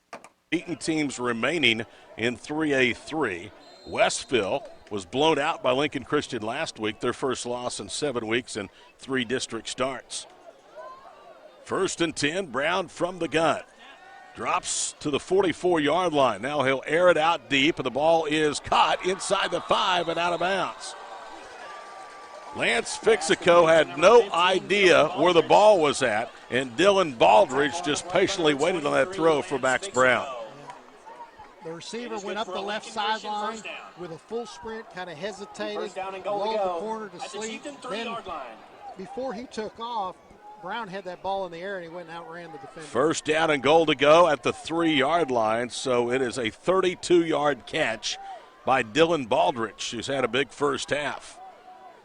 Washington is in the backfield along with Rogers. They throw it out left, and the ball is caught for the touchdown. Cam Dooley. Touchdown, Lincoln Christian.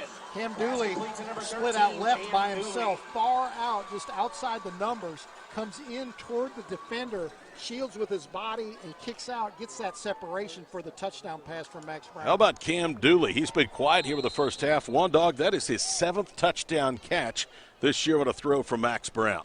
Now, Dooley's pretty strong. He uses his body there very well to get that separation. Here is Drew Lancaster on for the point after try. That is a kick in the gut. That took all of 25 seconds. Started with 33 seconds to go in the first half, and Lancaster punches through the extra point. 8 seconds to play, first half. Back after these messages, 21-0 Lincoln Christian of the Skordle Game of the Week. We're going to switch back over to the Ada Hara game. Big shout out to Todd Miller, who's broadcasting the Skordle Game of the Week, the Lincoln Christian Bulldogs and the Seminole Chieftains.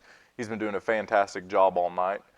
Here at the Ada Hara game at Hara, the score is 20-24 with Hara leading. 1st and 10, Ada. Good grief, Chase. Excuse me, folks. People's grandmas heard that, dude. Sorry, guys. For crying out loud, my man, you gotta have some manners. Don't cancel me. Freeland takes a snap and he hands it off, but he's taken down pretty much immediately. Hey, I think we're comfortable around these folks now. Randy Bashir on the carry. It's going to bring up 2nd down. It's going to be 2nd and 11, I do believe. Yes, sir.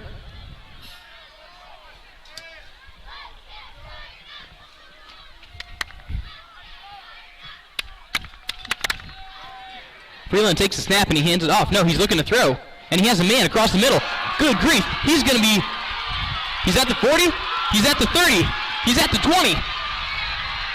And he is going to be brought down to the 1-yard line. What a run. Trey Ivy. By number 8, Trey Ivy.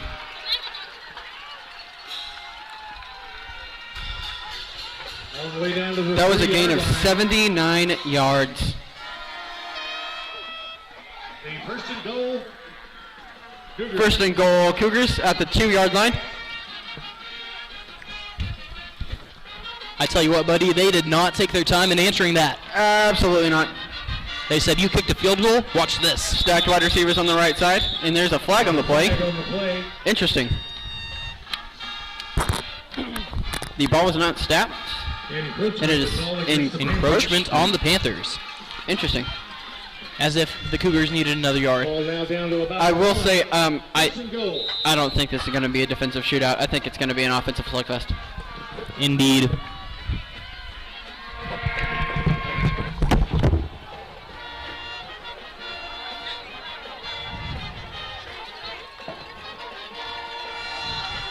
And the Cougars will return to the line of scrimmage. I wouldn't be surprised to see Bashir take it up the middle. And would you know it? It's actually a quarterback keeper. And Freeland is in for the Cougars. Touchdown!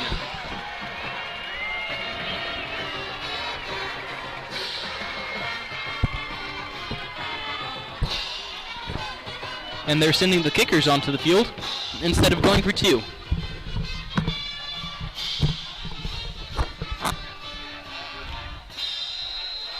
Peyton Mitchell will try the point after for Ada.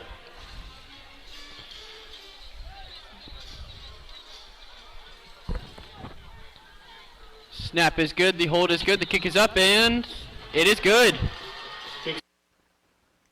That's a good field goal or extra point by Hara. We're going to move on over to the Kingfisher-Perkins game, where Perkins is up 42-0 with 7 minutes and 15 seconds to go in the third quarter.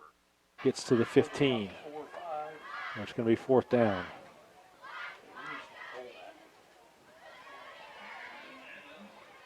Of course, the way the game is now, the Jackets, only time they have to kicks on kickoffs. Yeah. Score and go for two. Score and go for two. First they got to score. First they got to convert this fourth down. It's fourth and about 6. I was referring to punting, but what's a punt? It may not go for any punts either. Well, turnover and downs. Kingfisher's best possession of the day.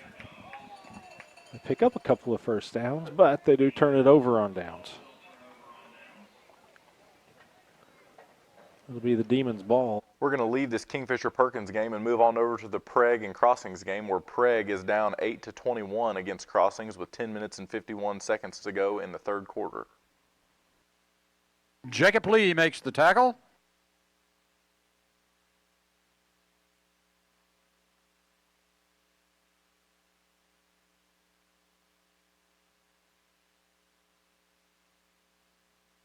Ball's on the 37-yard line.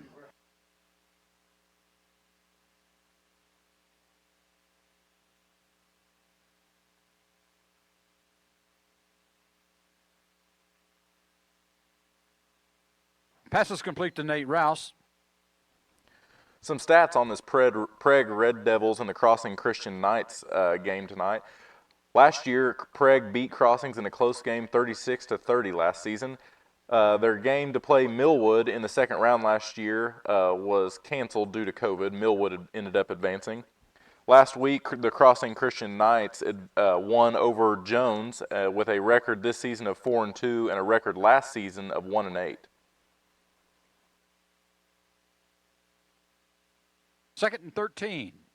Ball on the 40.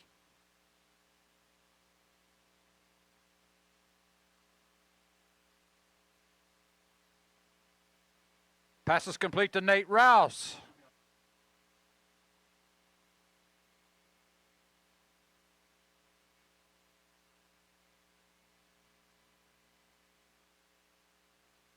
Nice gain on the play. It'll be third down and 3 on the 30-yard line.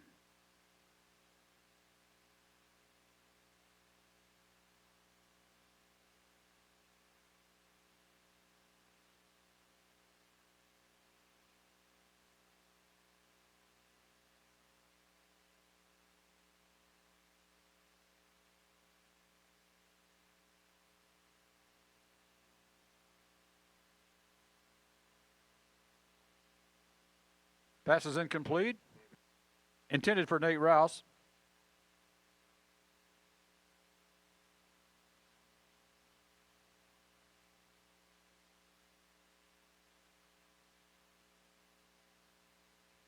4th and 3 for the Knights.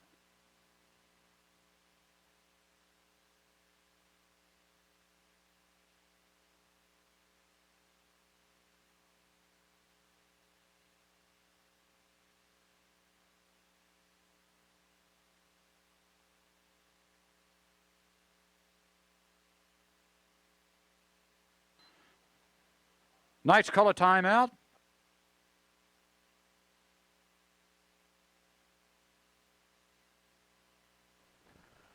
We're going to move now to a close game at Ada and Hara, where Ada is up 27-24.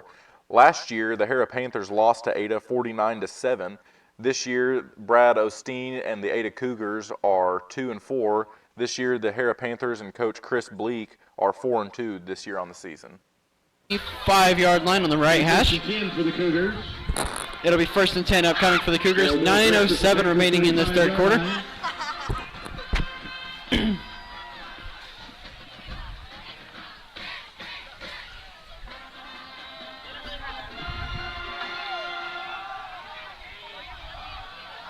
Freeland takes a snap. Hands it off to Bashir. Bashir breaks tackle. And he is tackled about the 20-yard line. That is actually Xander Ryans on Ryans on the handoff there. Down to about the 22, 23-yard line. We'll be back shortly with this Ada Hara game. We're going to quickly transition on over to the Crescent Tigers and the Watonga Eagles game at Watonga, where the score is 20-12 with the Crescent Tigers leading. Big play right here because we do not want to give Crescent the ball back. 3 and out. Jackson, deep. He's rolling. He's right where you want him. He's got DeAndre Dunn wide open. Ladies and gentlemen, DeAndre Dunn. We will see you later. Touchdown, Watonga. Oh, yes. Beautiful. Beautiful hook up right there from DeAndre Dunn. Great catch by the Watonga Eagles. We're going to move back now to the Ada Hara game where Ada is in the pay dirt territory. This time, Freeland hands it off to Bashir. Bashir runs up the middle, finds some room, and he is down at the 5-yard line. Gilmore on the carry. Excuse me, the 4-yard line officially. These referees are spotting the ball at different places. So that is interesting. They have 3 referees, and all 3 are spotting it at different places. This is fun. Freeland takes a snap. Bashir is taking. Oh no! Breaks a tackle. Breaks another tackle, and he is hit. Looks like he's going to lose a couple. He will lose 3 yards on that run officially. Breaks up 2nd down for the Cougars. 2nd and goal.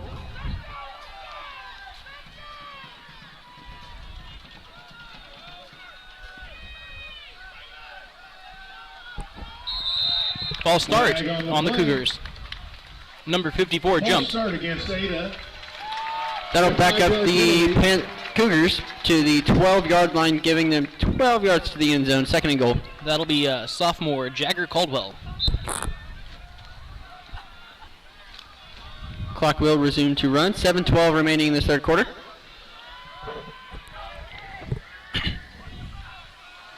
Freeland takes a snap and he hands it off. No. Yes, he hands it off. Gilmore on the carry. No gain on the play. That's going to be 4th and 11. 3rd and 11.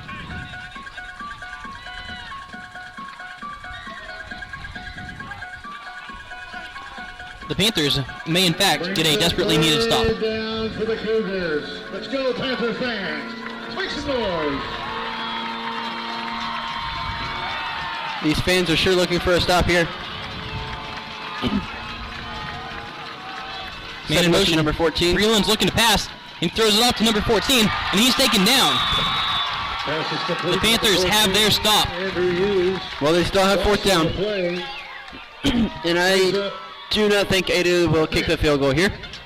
It looks like they are going to go for it. Indeed they are. Quick personnel change for the Panthers. 4th down and 14 to goal for the Cougars here. 6 minutes remaining in the third quarter. Bashir in the backfield. Two wideouts on the near side, one on the far side. Johnson here. He's looking to throw. Ball's in motion. And it is incomplete. And it is 1st down Panthers. The Panthers make a stop. That was a clean defensive play, and here we go. When they needed it most, the defense stood tall. Absolutely.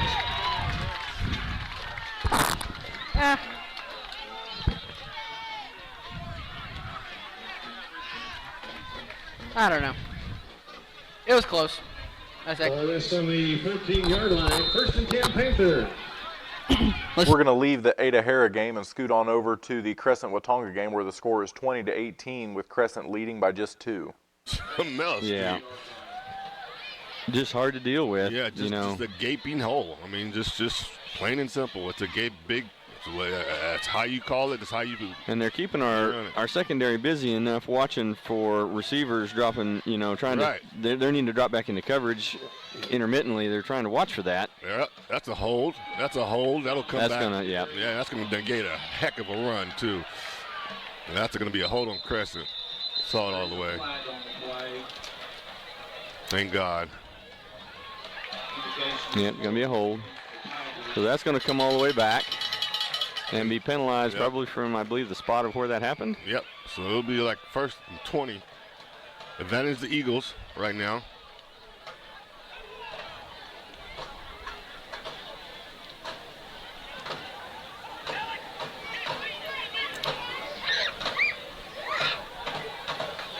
That puts the ball back to the Crescent 30-yard line.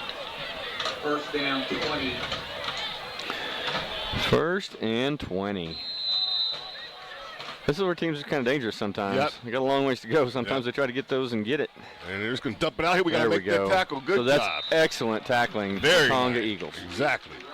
Now there's a halftime adjustment, Coach Park. Yes. We're not going to just sit out there and let you throw the ball like Cashin did and make plays. No. So now it's second and long. And now advantage us, Steve, because our secondary is better than their receivers. Indeed, yeah, I think they are. And oh, there we go. We got the quarterback. So we're going to sack the quarterback, folks. Yes. The Eagles bringing the pressure, even though they are outmanned up there on that line. And what did we talk about in the first half? What did you ask me? That's How do you get around this? How do you get around it? Bring people. You bring people. Bring people. That's right. You bring more than they can handle. That'll bring up third and about 24 yards. Now, right now, you know, this kind of situation right here, you know, you could play it safe or you could bring heat. They're gonna throw back. He's wide open. Get there, DeAndre. God dang it. Beautiful play. So the Crescent We're Tigers. going to leave Crescent and Watonga and scoot on over to the Shattuck-Balco-Forgan game. Hands it off to Smith. He's going to stop him. Oh, no, he keeps running. Nathan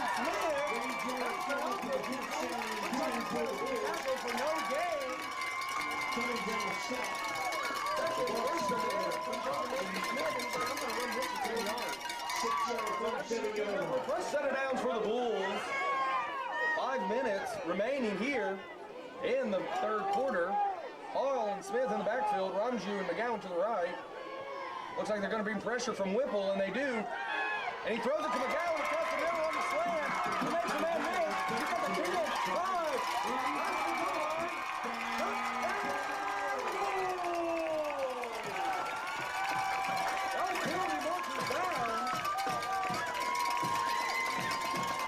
We're going to move now to the Ada-Hera game where Ada is up 27 to Hera's 24. Stacked formation on the far side.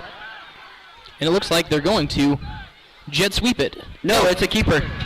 Boone keeps it, runs up the middle, gain of about 6 on that last run. I believe you're correct, sir.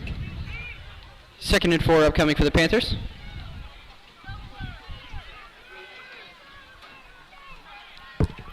Picks up about 6. The second down. With 2 minutes and 40 seconds left to go, there's a possibility that after so much scoring, we can have a scoreless quarter.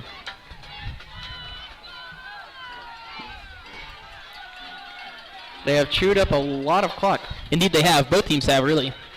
2 men in the backfield, 2 wideouts on the near side. Boone takes a snap, passes it to Nick Moore. Nick Moore runs on the outside. Hurdles a man, and he is stopped behind the line of scrimmage. Ball spotted 17-yard line for no gain on the play. No gain on the play brings up third down now for the Panthers. I believe they were trying a screen that did not work. See what they... In order for a screen to work, you have to set up a screen, and it didn't quite materialize there. No. I will say, setting up a screen with 2 receivers with your halfback, running a halfback screen with 2 receivers as your blockers, I wouldn't say that's the greatest idea, but they tried it. It didn't work. Back to the drawing board. 2 men in the backfield. Boone takes a snap, keeps it for himself, runs up the middle, tries to find a hole, and he is brought down at the 13, about the 13-yard line.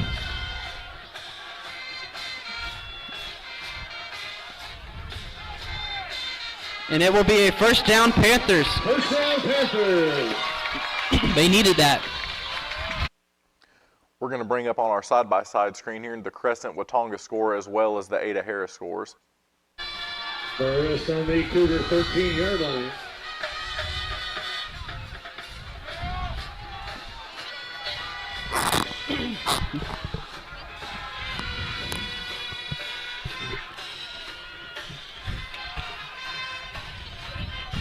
Switch up here. More in the backfield for the Panthers. Boone takes a snap, and he keeps it himself. He loses his towel, but he bounds ahead. Boone on the carry. Gain of about, call it 4 on that last run. 48 seconds remaining in this third quarter. Clock will continue to run. I think you are right with a scoreless third quarter. Second down. Unless something happens. We'll see. Hey, don't count him out at 30 seconds. Absolutely not. Wouldn't dream of it. We've seen Nick Moore run for many more than 20 yards in the play. Tackle. We'll be at the inch-yard line here, Steve. So that was Joe making the tackle down here. It was 62, almost getting the tackle down there. So that's Ernesto. Yep. Dueñez.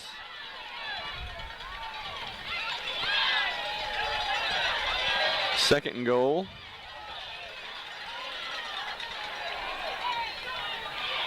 Nobody out here on, oh, that now Dunn's going to go out there and cover him.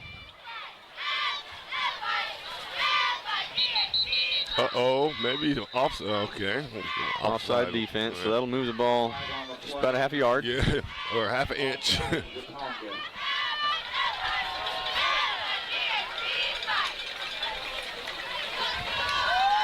This is what you don't want to see right now, Steve. When you come out in the second half, we have the big play by Dunn. And now that third down play, that third down conversion that they made just got them the momentum back there. Yep. So what we're seeing is a lot of momentum switches here in this game tonight. And you got to say hats off on that third down call. Oh, yeah, yeah. Gutsy call, and it worked for him. Step into the end zone. Yeah. Johnson on the carry, touchdown, Crescent. Johnson, impressive running back. Very impressive.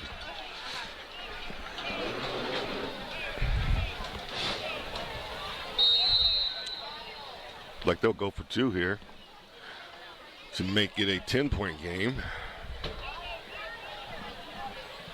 So this is a huge stop right here, right now, too, as well. Yeah, it is. If the Eagles can do this, it keeps the game within a score, so.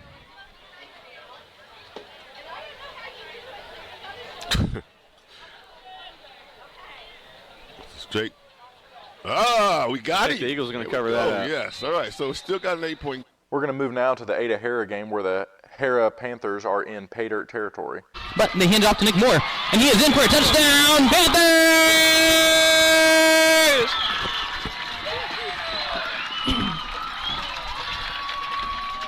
Two-yard carry for Nick Moore on the Harris score.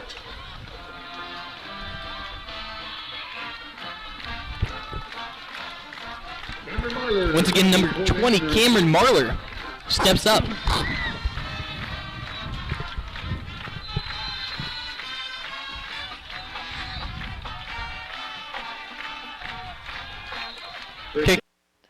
We're going to move over to the Pregs Crossings game, but before we do that, we want to give a huge thanks and shout out to Orthodontics exclusively for allowing Skordle TV to be set up here in our studio. The score at the Preg Crossings game is 16-21 with 3 minutes and 14 seconds left to go in the third quarter.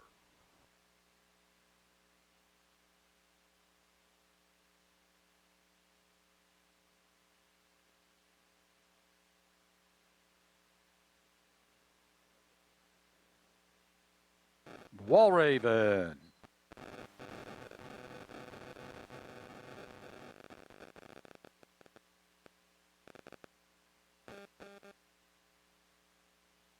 Takes the ball to the 28-yard line, 2nd and 12.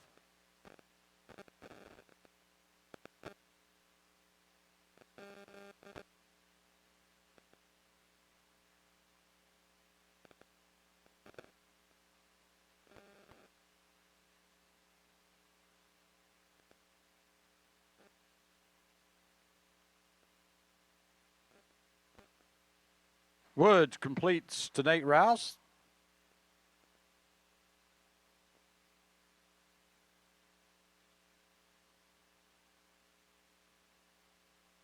Zell makes the tackle.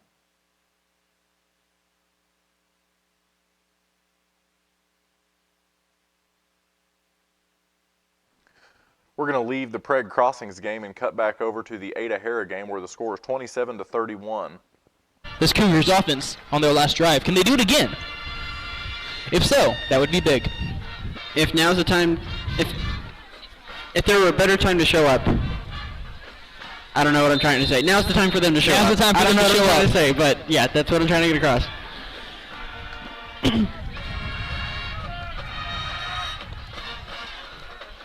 Freeland is in the backfield, and he hands it off to Brasher. And he's, good grief, he's at the 35. He's at the 40. And he is tackled at about the 50. Call it the 47-yard line. The 1st and 10 for the Cougars. 1st and 10 Cougars on the Panther 47. And just like that, they're already in Panther territory. That was a gain of 33 yards on that last play. Good grief, boy. That kid can run. Freeland takes a snap, hands it off to number 26. And there's a fumble. There's a huge scrum in the middle of the field. Who's going to come up with the ball? The Cougars do recover. Cougars recover the ball. That would have been disastrous for their evening. Gain of 3 on a very strange play, but nonetheless, the ball is moved forward. Xander Rhines was the ball carrier on that play. Going to make it 2nd and 7 here for the Cougars. Freeland takes a snap, and he does hand it off back to Bashir. We're going to move now to the Crescent Tigers Watonga Eagles game. They played safe. Jackson deep, got time. Got a man. Nope, yeah. Picked that one off. She stepped they right read into that. it. Yeah. Read that on him the whole way. Yeah. He had Morris out there wide open, but they were spying on him. They were spying on Dunn. Yeah, they shading toward Dunn and stepped right into it. And now we're in trouble. The touchdown here brings it to 2 scores.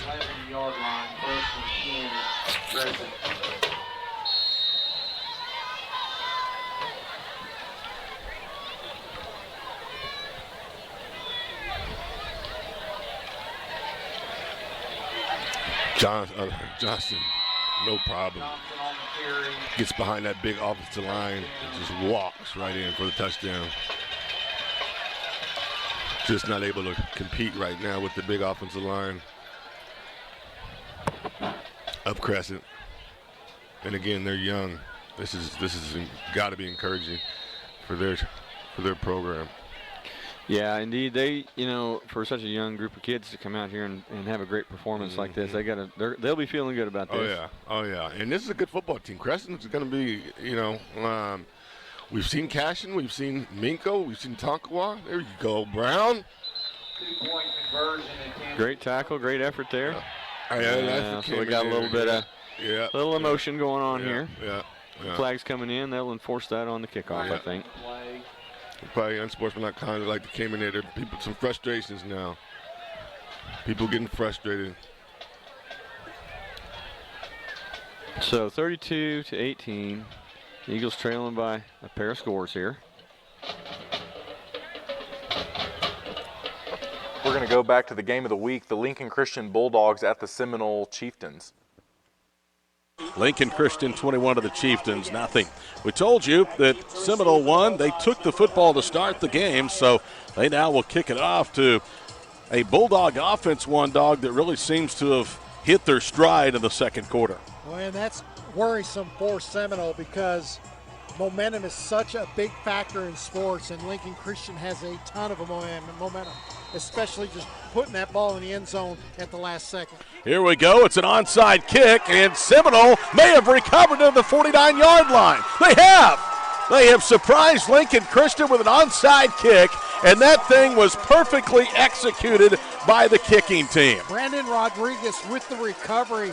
What a great formation by Seminole, kind of like a semicircle huddle right at the point of the football, and Lincoln Christian didn't make any adjustments knowing that it wasn't a traditional kickoff. What a great call by Mike Snyder and the Chieftain coaching staff coming out of halftime. One back set, three receivers in a diamond formation to the right side of the line of scrimmage. Seminole will start after recovery the onside kick at the Lincoln Christian 49-yard line. First play of the second half, a handoff, and up the middle goes Jason Batiste. Batiste to the 30, and is finally drugged down by the jersey near the 20-yard line. One dog, there was a gaping hole up the middle and from the left guard, Miles Branson. We just talked about the big momentum shift for Lincoln Christian, getting that touchdown, but this onside kick turned the tables. 28 yards of first down, longest run tonight for Seminole, and now they hurry up and are going to slow it back down as Waseda, the quarterback, looks over to Mike Snyder and the coaching staff on the near side. Batiste is in the backfield. They'll hand it off to him. No, it's a keeper. Waseda running left, gets inside the 20 and leaps over. Defender and is out of bounds near the 16-yard line. That'll be a gain of almost 5 on first down. And the Chieftains have had a spur lit under their saddle here to start the second half. Absolute 180 shift of momentum. Seminole, you see the linemen excited. Everybody's excited for the Chieftains going in for a score here. Second down and 5. The line of scrimmage at the 16 of Lincoln Christian. So the Chieftains are in the red zone for the first time tonight. 3 receivers left, 1 right. Handoff goes to Batiste, running wide right. Got out of an ankle tackle. And then we're going to jump real quick to the Kingfisher-Perkins game where Kingfisher is down 8-49 against Perkins. It's going to be third down and 10 here for the Demons. Motion across the field. And another interception. That's by Jake Reagan. Will he find the end zone? And he does. Another pick six.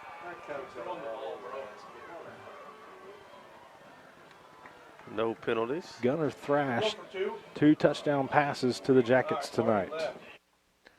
Great job by Kingfisher. We're going to jump now back to our Skordle game of the week, the Seminole Christian Bulldogs at the Seminole Chieftains.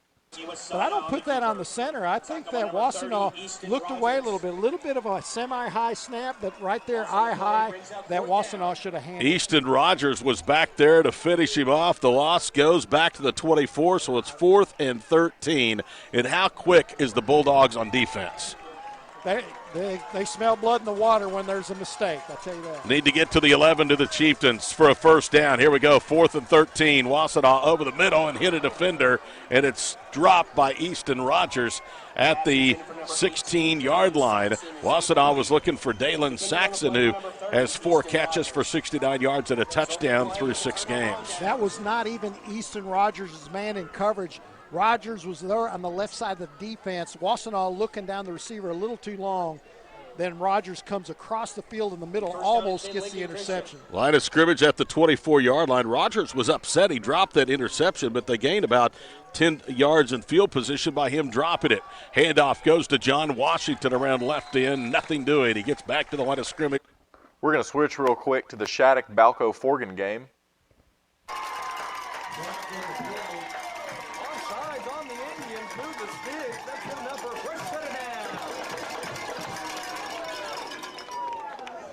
Call goes against the Indians, resulting in a first down and 10.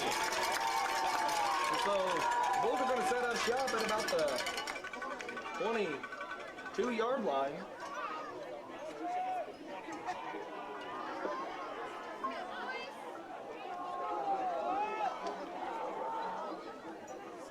Hall, PK in the backfield. Ramju and Smith. Smith comes in motion. All snap, looking to throw, hits Ramju on the little curl. Running through the defender, finally goes down, number 15, Quisenberry. Going to bring up about a 2nd and 1 on the play. Second down and 1.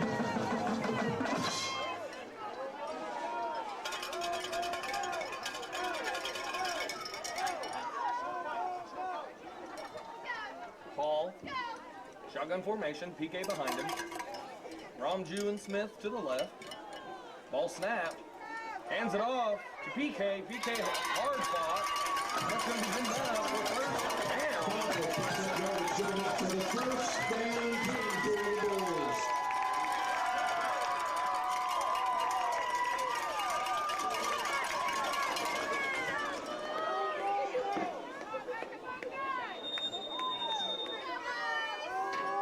That's going to bring up first and 10. First down and 10. Smith to the right, Ramsey to the left. Hall and PK in the backfield, shotgun formation.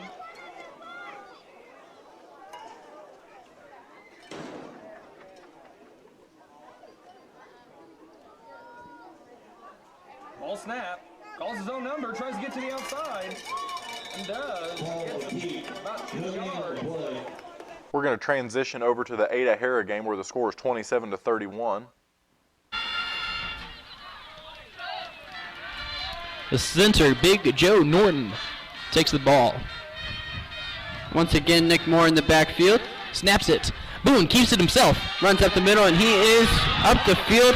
He's still on his feet, shakes a few times. There's a ball loose, and the Cougars recovered it, but there's a flag. Nope, no flag, just a marker. And it is the Cougars' ball. What a turn of events for the Cougars. You're good. This is exciting. That is exactly what the Panthers needed to not happen. And just like that, the Panthers are on the clock to make a stop.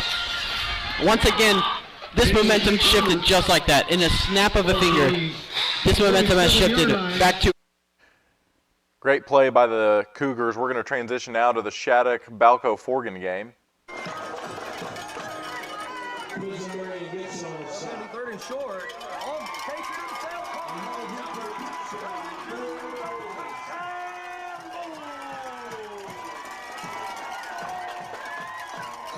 Touchdown the Balco-Forgan Bulls. They're going to go up 32-12. We're now going to move over to the Prague Crossings game where the score is 16-21 in the fourth quarter with 10 minutes and 52 seconds remaining.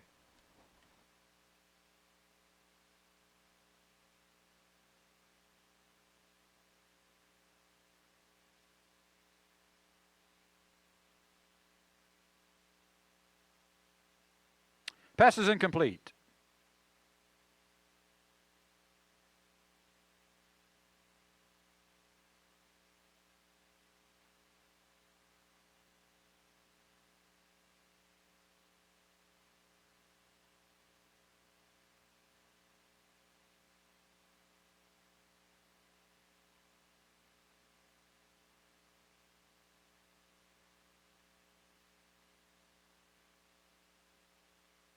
Second down and 10 on the 25.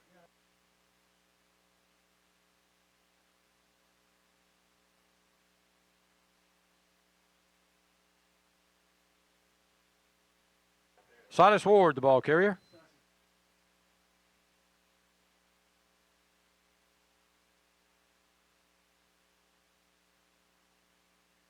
Cooper Smith makes the tackle.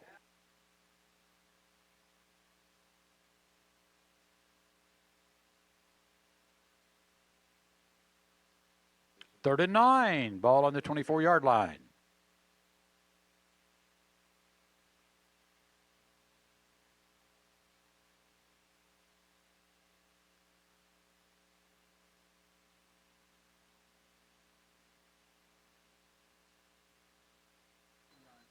Pass is incomplete.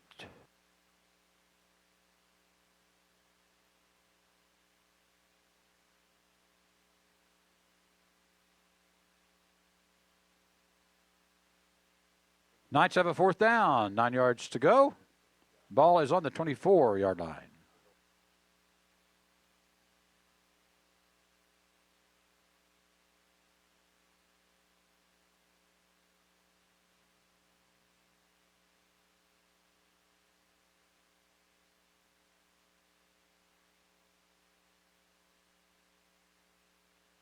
Pass is complete. Drew Taylor.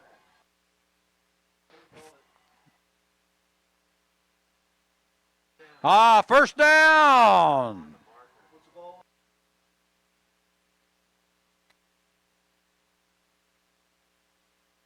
Completion puts the ball down to the 15-yard line where it's 1st and 10.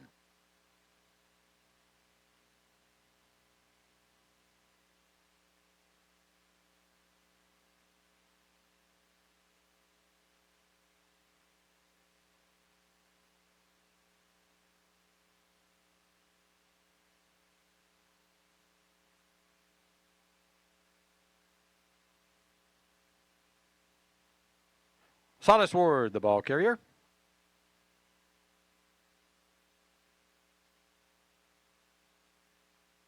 Connor Davis makes the tackle.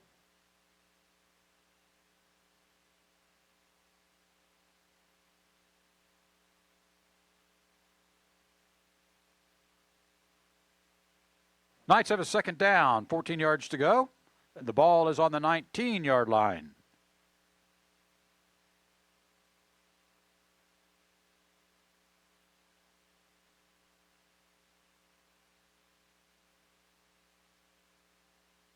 Pass is incomplete.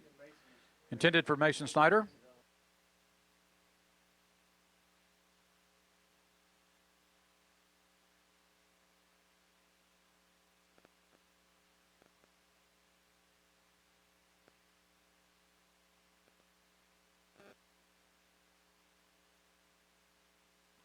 Third down.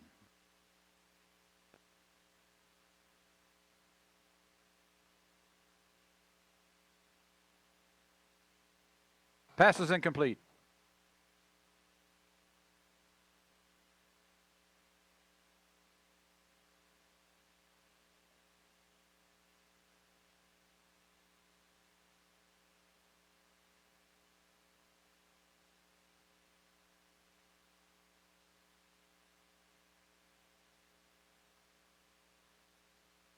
Matthew Jolliffe is in to attempt a field goal.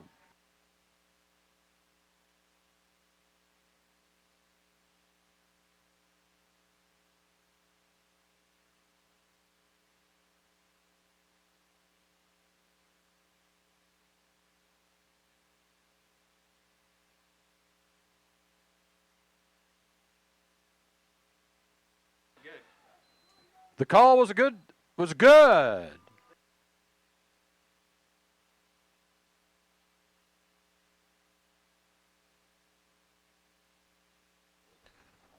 We're going to move over to the Crescent-Watonga game where the score is 32-18 with 45 seconds remaining in the fourth quarter or the third quarter.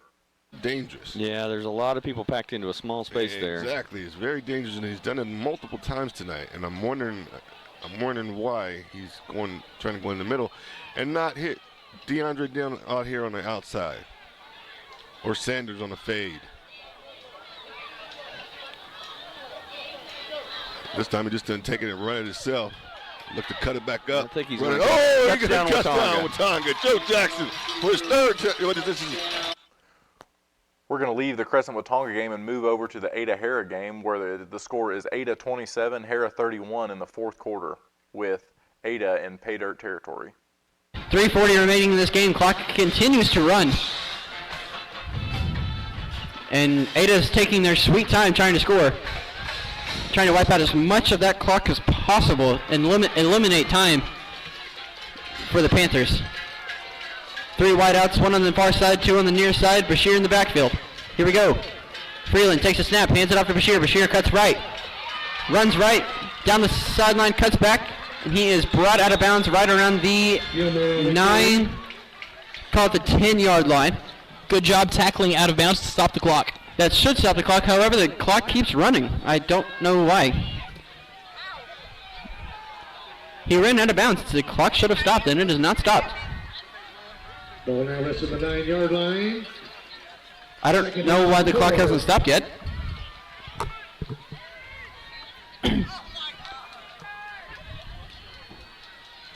The referees don't seem to stop the clock. They should be stopping the clock. Right now the clock is set at 2:35. The clock should be at 3:10. Snap to Freeland. Handed off to number 26. Rhines, and he is brought down about right around the line of scrimmage. 2:25 remaining in this game. Short loss on the play. He's going to bring up 3rd down. Man, maybe the Panthers' best hope here is to stop. If they can get a stop and maybe take a couple knees, they could have it. Absolutely. But if Ada scores here, man, it's a close game. 2 minutes remaining in this 4th quarter. Halloween theme playing. 3rd and 5 upcoming for the Cougars. 2 wideouts in the far. On one of the other pay dirt games that we've been watching all night, the Kingfisher-Perkins try-on game, Kingfisher will lose to Perkins at Perkins with that score being 16-49. I'd love to give you a free quote for your network wiring. Are your computers outdated? Are your servers slow? Is your network underperforming? Is your wire... Leaving that final broadcast of the Kingfisher-Perkins game, we're going to move on over to our game of the week, the Lincoln Christian Bulldogs at the Seminole Chieftains. Rogers, the senior safety, 5'9", 170 pounds, that made the stop of Wassenaw. Not before he picks up 10 yards and a first down. Only the second 3rd down conversion of the night tonight by Seminole. Hand off to Batiste up the middle. There's running room, 30, and he's dump trucked down after a first down carry to the 36-yard line. Give him a dozen. And Seminole now started to get things flowing offensively. Yeah, big opening block on the right side for Chaffin up the middle. Chaffin will be deployed as the single setback as Batiste will line up to the near side. 3:15 in counting to play in the 3rd quarter. 12-yard carry, gets it to the 36-yard line. Wassenaw gets the snap. Pump fakes, is under duress, and he's sacked. Back at the 30-yard line. Remember what I talked about, how quick the defense is? Tyler Johnson was there, and right there in his face as well was Garrett Chaffin. Yeah, what excuse me. That was Chance Lavelle. What Seminole was doing, they were using right tackle Tyler Brown and right guard Noah Gentry. They're bringing them over on a trap play from the right side to the left side, and as you said, the speed got through that hole. We're going to leave the Skordle game of the week and transition over to the Ada Hara game. Devin McCarrick loses his helmet, and he'll have to sit out of play.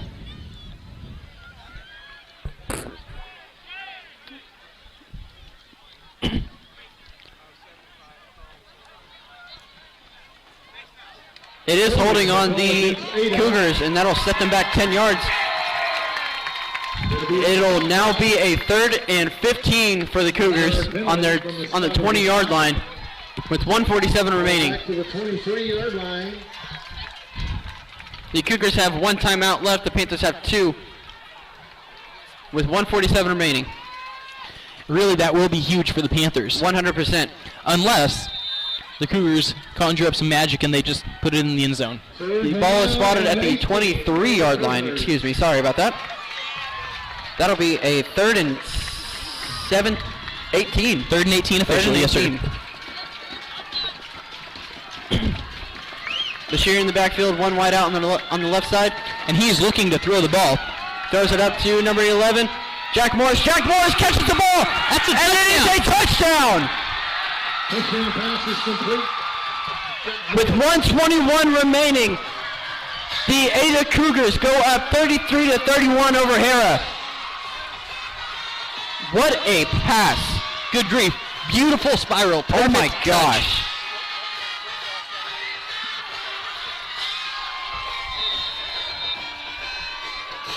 Caden Mitchell tried to point out for Number 17, Caden Mitchell back to kick the PAT, and this is going to be crucial. The snap is bad, and it is fumbled.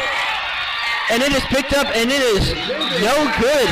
And just like that, the Cougars are up 33-31 over Hara. A field goal could win this game. A field goal can win, and with Cameron Marler's leg, I would not be worried right now if I were Hara. 1:21 remaining.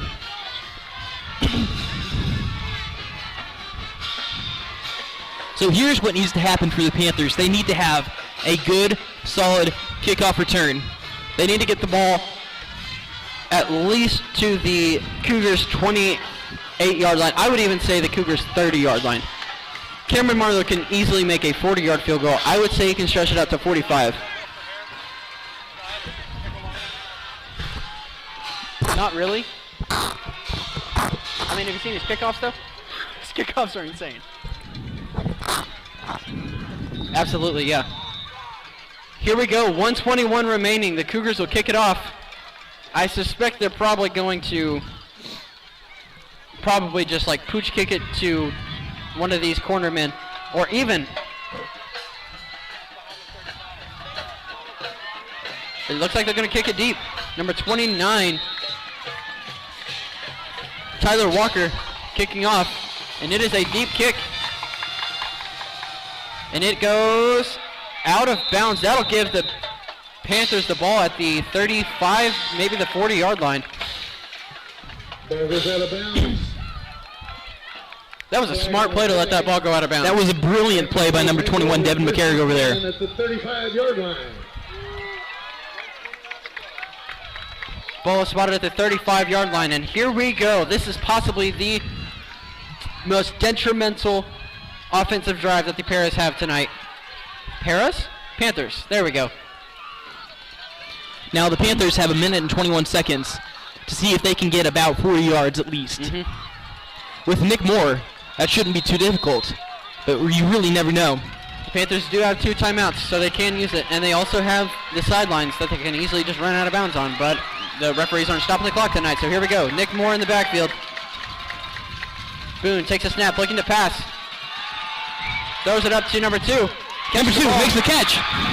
He is down at the 47-yard line. The clock will continue. No, they're calling him out of bounds. The clock will stop, and that's a Hare Panthers first down. 1:13 remaining. Ball is on the 47-yard line. What a fantastic pass by Nolan Boone. He was definitely still in bounds, 100%. His knee was down, for sure, in bounds. But it's all right. Well, maybe it'll make up for the one they missed. Yes. Moore in the backfield once again. Boone takes a snap, hands it off to Nick Moore. Nick Moore runs up the side, and he is down at the 36-yard line. 1:06 remaining in this game. And just like that, the Panthers are in Cougar territory. Head coach Chris Bleak is trying to get his men up to the line of scrimmage to hurry this play up. 1:02 remaining, clock is running. Boone takes a snap, hands it off to Nick Moore. Nick Moore runs up the middle once again. Finds the gap. Runs to the left, and he is in field goal range. Ball is spotted at the 27-yard line. Clock will continue to run. 50 seconds remaining. And they take a timeout. Panthers call a timeout, and what a drive by the Hare Panthers. I don't know what it is, but someone lit a fire underneath them. Oh my gosh. I don't know if they lit a fire underneath their feet. Quickly, we'll be right back with that Ada Hara game. We're going to transition to the Crescent Watonga game while they're using their timeouts. Room out here. Good run by Caminator. Pick up about 5-6 yards. It's a nice job blocking out there. Looks like they're going to mark that at about 6 yards gain. Inlay on the tackle. Bring up 2nd and 4. Exactly. 5 Eagles. And I'm liking this feeling. I'm liking how what we're feeling right now, Steve. I see a little fatigue over there on Crescent side. Yep. I see a little fatigue. I see a little injuries. Caminator again. Just right up the middle. Gaining about another 2 or 3. Yep. It's going to bring up 3rd, and we'll call it 2. A 3rd, 2. 3rd down 2 for the Eagles. Ball is marked at the Watonga 47-yard line. And I'm gonna watch number 5 Johnson out here. We're going to cut back over to the Ada Hara game. An update on another one of the games we were covering this evening. Washington will beat Lexington 57-2 in that game this evening. Here at the Ada Hara game, we've got a tight game, 33-31 here in the fourth quarter.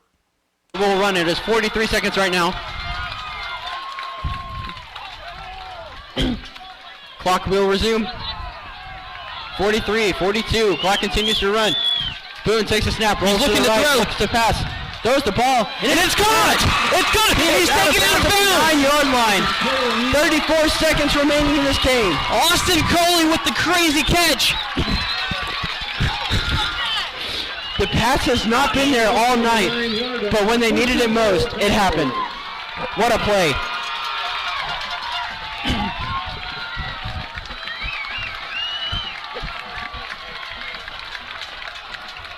Here we go. Moore in the backfield. One wide out on the far side, two on the near side. Here we go. Boone takes a snap. Hands it off to Nick Moore. No, he keeps it. He right front. He's going. He is over for a touchdown. Touchdown. Oh my gosh. With 28 seconds remaining to go.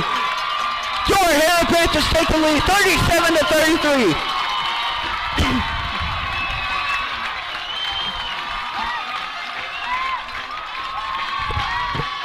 Cameron Marler is out to kick the extra point. Chris Bleak is calling for a timeout. Chris Bleak is calling for a timeout. They will not kick us up, and it is good. I think. 8 seconds left. The score: your Harrow Panthers 38 and the Cougars 33. Coach Bleak was on the field screaming at the official, and the official ignored him. I think what he was trying to do was he realized that they were up by 5, and with a 2-point conversion they could be up by 6 and force them to kick the PAT, which they have not done very well all night. I think that was going through Chris Bleak's mind. But regardless, have 28 seconds. Picking up on one of the games we were covering this week that we had some technical difficulties on, the Piedmont at Carl Albert score. The score as of now is 3-21 with Carl Albert leading in the second quarter. The best game going on right now.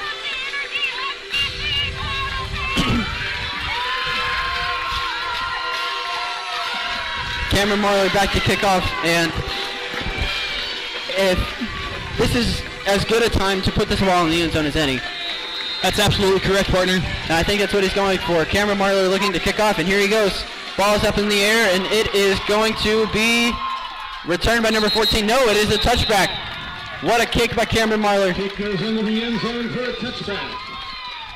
The Cougars will have 28 seconds to go 80 yards with one timeout left. One timeout remaining for each team. Will take over at the 20-yard line. First and 10.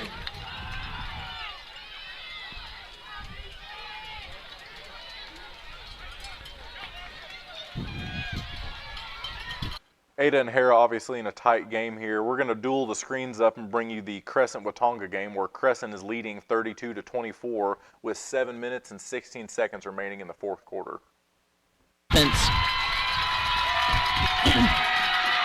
This stadium is electric right now. Bashir in the backfield for the Cougars.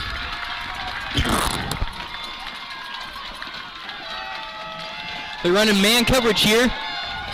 Freeland throws up a high ball, and it is incomplete. But there's a pass interference.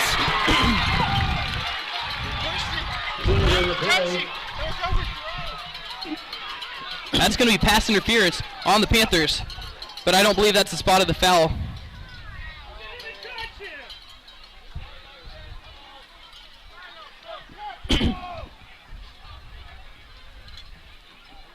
And indeed, it is pass interference. This ball will be spotted at the 35-yard. To finalize another one of the games we've been covering tonight, the Balco-Forgan game. 40-12, Balco-Forgan will win against Shattuck in their game tonight. So that'll conclude our coverage of that game there on Skordle TV. Once again, and it is way overthrown. And another flag! Oh my gosh, he tripped! Was that, maybe it's an offensive pass interference. There's no possible way. The flag on the play.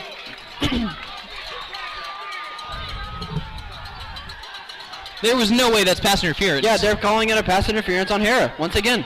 Good grief. Now, I try to remain unbiased here, but that is insane. That was not a good call. And I don't...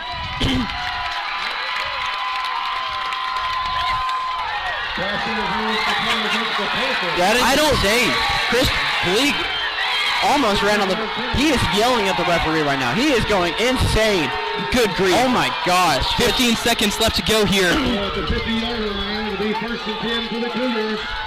Go Cougars! Freeland. And Ada jumped. Ada jumped. It is a false start on the Cougars. That backs him up 5 yards. False start against Ada. The 5-yard penalty.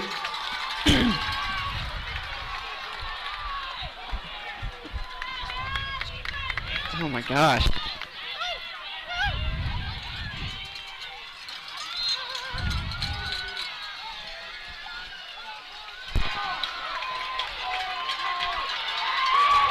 The quarterback is sacked. He's down. Ada calls a timeout with 8 seconds remaining. It's going to be seconds in about 30. Timeout on the field called by Ada. That's their third and final timeout. That is the biggest stop that the Hara Panthers have had all night. And by golly, what a time to come. Ladies and gentlemen, there's 8 seconds remaining on this play clock, or this game clock. This next play either goes or it doesn't. This next play is the final play. 100%, unless they can run a quick screen, get out of bounds early. The Panthers need a stop, and they need it bad. Chris Bleak is going to tell his defensive backs to just go as far backwards as possible and just cover the deep ball. The entire crowd for Hara is chanting. Everyone is on their feet. I've never seen a crowd this electric. Everyone for Ada is on their feet. Win team meet at the 50-yard line. 8 seconds left to go in the ball game. I'm shaking right now, Patrick. This is insane. This is it. Second down, but that doesn't really matter. This is going to be the final play of the game.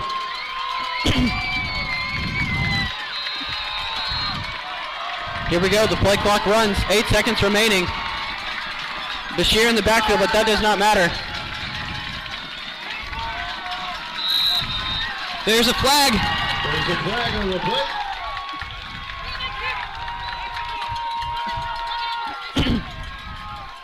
Let's see who they call it on.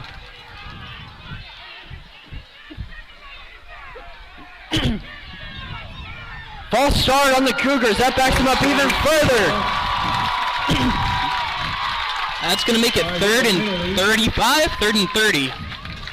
To be honest, I don't really think it matters about the down or how far they have. The Cougars have 69 yards until the end zone. They have 8 seconds to do so. Here we go. Freeman takes the snap, looking to pass, obviously.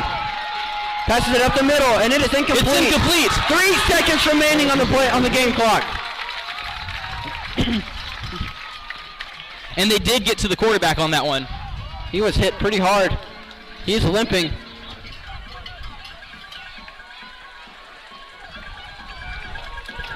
Carter Freeland got rung up on that last play. With 3 seconds left to go here. 3rd and 30. This will most definitely be the last play of the game. This play either goes to the end zone or it doesn't. I love the fact that we've said this will be the last play of the game for the last 5 plays. Absolutely. With no timeouts remaining, this will inevitably be the last play. Timeout, Hara. Holy Hannah. What is going on? Good gravy. This is one of the most insane football games I've ever seen. Coach Bleak has called his entire team into a huddle. Obviously giving them a pep talk. If ever there was a time for a motivational speech. While Ada and Hara are using their timeouts, we're going to move over to the Crescent Watonga game where it is now tied 32-32 in the 4th quarter. Blood and tears is what they call it.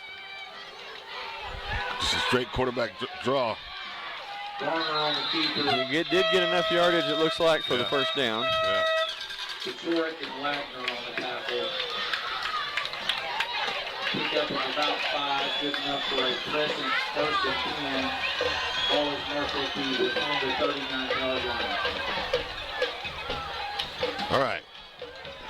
Big play right here. Somebody make a big play. Defense shifting. We're going to move back over to that game at Ada and Hara, where I believe there's 3 seconds still left on the play clock. The last play here for the Cougars. Freeland takes a snap, looking back to pass. He's looking to pass. He's got pressure. He throws the ball. It is incomplete! The Panthers win! The Panthers win the football game! What an ending! What an ending to the game! gosh, are now 5-2. The Panthers, for the first time, and since I can remember, are not going to have a losing season. Oh my gosh. Your Hara Panthers 38, Ada Cougars 33. Ladies and gentlemen, this has been a presentation of Skordle TV. Your Hara Panthers are 5-2. Thank you for joining us. I'm Chase Carr. And I'm Patrick Hofeld. And before we leave, I would just like to say,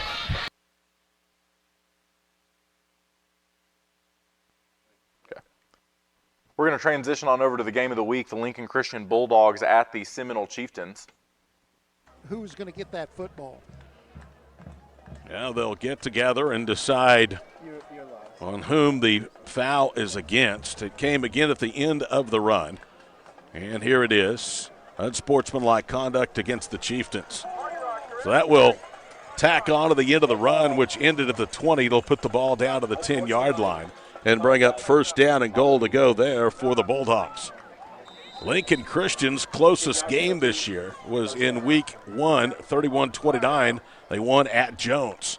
Pistol formation. Brown picks up a low snap, hands it off. Easton Rogers behind right guard. Blast down inside the 5 to the 4-yard line to bring up second down from that point. Tell you, Max Brown does it all. That was a low snap. Had to scoop it off the muddy turf, stick it in the belly of Rogers. Great run, great momentum, ahead of speed by Rogers. 7:50 to play in the ball game.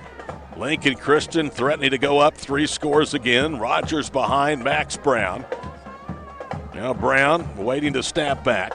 He gets it from Tyson Thomas. They hand it to Rogers again. He is hit and did not get to the end zone. He ends up in the end zone, but they're spotting the ball down, and now they're going to say touchdown. Well, that was an extremely late call. The linesman of the near side, Wandog, looked like he was coming in to spot the ball up against the goal line, and then the white cap was the one first to signal touchdown. And then on the far side, the side judge on the far side of the field, he signaled touchdown. It was kind of late. There's just a lot of momentum, a lot of blocking. Had a big push, just kept pushing the pile into pay dirt. Earlier I said that Rogers ran behind Noah Gentry. That's not possible. Gentry is the guard offensively for Seminole. He ran behind Isaac Adebato, who from up here looks like he's had a good game tonight. Drew Rodriguez on for the extra point, his first try in the second half. Brown places the ball down, and the kick is good. 7:32 to play. We're going to transition now to the Crescent-Watonga game. If you missed it, we just concluded our coverage of the Ada Cougars-Hara Panthers game.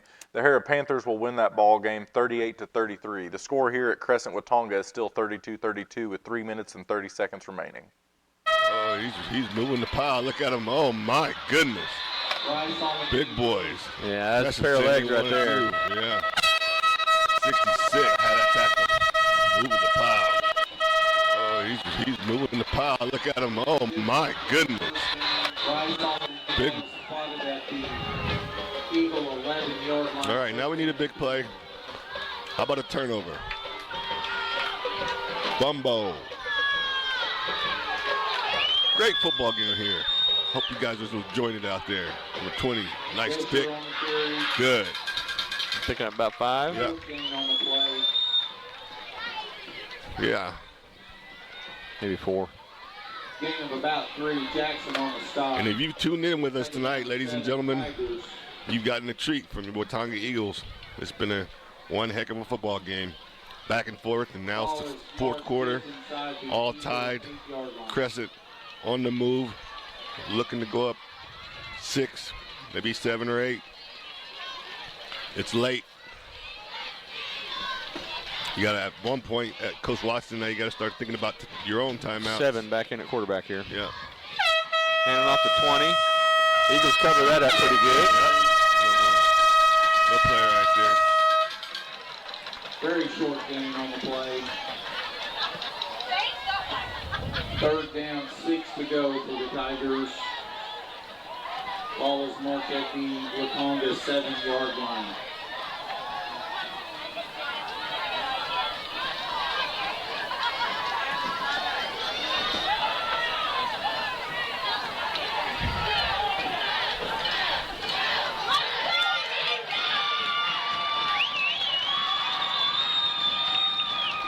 Rollout, so I got to get somebody out there. Yes! Crowd is going crazy in here. Ladies and gentlemen, you're Watauga faithful. Behind roll out. I got to get somebody out there. Yes! 2021 Eagles. Huge play right now. The crowd is going crazy in here. Fourth down. What do you do here? If you kick the field goal, what do you do? Well, what do you do here? That puts you up. Yeah, well, of course you're going to try to make them jump off sides. You got to give that a try, and they may actually even go for it. Huge play. They're going to call timeout. They're going to call timeout. We'll talk about this one. While Crescent and Watauga are using their timeouts, we're going to jump over to the Prague Crossings game, which is 16-37 with Prague having the ball in the pay dirt territory.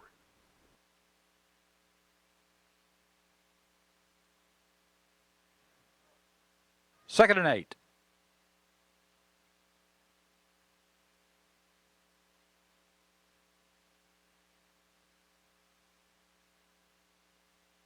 McGinnis, the ball carrier.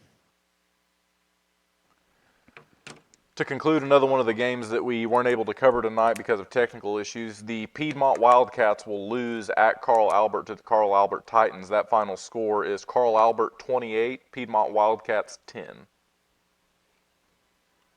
Ball is on the 6.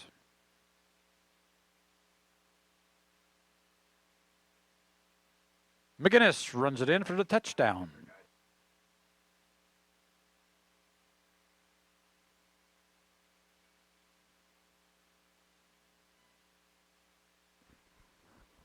With Prague's touchdown, we're going to move back over to the Crescent-Watauga game where it is still 32-32 with Crescent having the ball pretty close to the goal line here. And they're going to be in there like a power eye here. They're going to call timeout again. Yeah, they'll call timeout again. Yeah, just to see if they can get us to jump.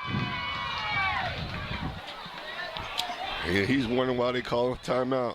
He's Crescent coach. While Crescent and Watauga are using their timeouts, we're going to switch back over to the game of the week, which is the Lincoln Christian Bulldogs and the Seminole Chieftains. The score to that game, 28-7, with the Lincoln Christian Bulldogs leading.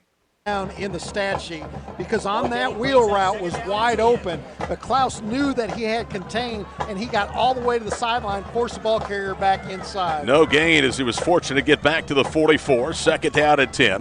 Wasana drops back to the 35. Here comes a delayed blitz. They have him by the ankle. Now he pitches it out to Garrett Chaffin, and Chaffin is going to go down at the 36-yard line.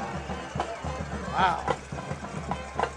Chance Lovell had Wasana by the jersey before Carson East came and punched the football out. I don't think that was a pitch. I think we're going to transition back over to the Crescent-Watauga game where it's a tied ball game with 1:37 left. Crescent having the ball on about the 5-yard line with it being fourth down. In here in the stands, folks are shaking. It's getting loud in here, Eagle Nation.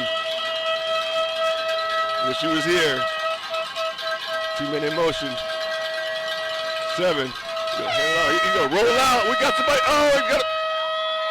And they catch the touchdown. Oh, did he catch it? 2-minute motion. No, yeah, he caught it, but it was not a touchdown. It was just short, I think. It's going to be I believe. I never saw him indicated. I guess he did. Huh? That's a great play call right there. Wow. A roll out. He faked it, faked the power, faked the counter. Yep. Rolled back out to the. With Crescent scoring that touchdown, we're going to move back over to our game of the week, the Lincoln Christian Bulldogs and the Seminole Chieftains. First down and 10 at the 15-yard line of Seminole. Max Brown hands it off to Ethan Rogers straight ahead. He gets about a yard to the 14. For the most part, Seminoles' defense on the interior is held up tonight against that Bulldog run game. I tell you, there's a future here for the Chieftains. Martez Johnson was the first to hit the ball carrier. He's just a freshman, 5'11", 280 pounds. 4:18 he counted to play in the ball game, 28-7 as you see on the bottom of your screen. Number 2 and number 4, Seminole ranked as high as 4, as low as 6 in 3A. Lincoln Christian unbeaten, and they are 2 in all polls. Second down and 9. Delayed handoff. No, it's a keeper, Max Brown, and he's going to walk into the end zone for the touchdown. Max Brown can do so many things, but his ball. We're going to cut over and finalize another one of the games that we've been covering this evening. We're going to finalize the Prague Crossing games, where the Crossing Christian Knights are going to topple the Prague Red Devils with a score of 37-22.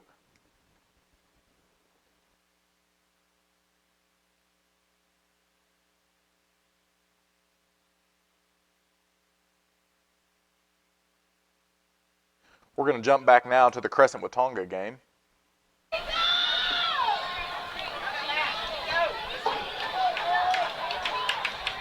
Let's go, boys. Yep, here we go. Parker Harris set the kick for the Tigers. This is a different kicker. Yep. No one said it was going to be easy. He's going to boot it as far as he can. And gives it to Dunn. Dunn's going to have a shot at this. Uh-oh. Little misdirection. Uh-oh.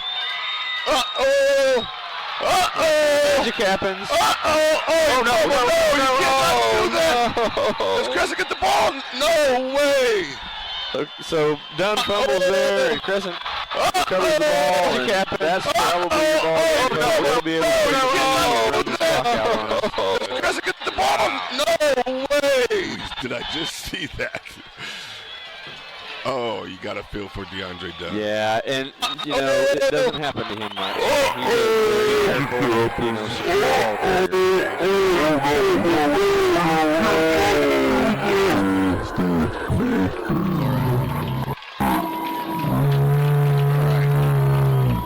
Like you said, Steve, it's going to be very difficult.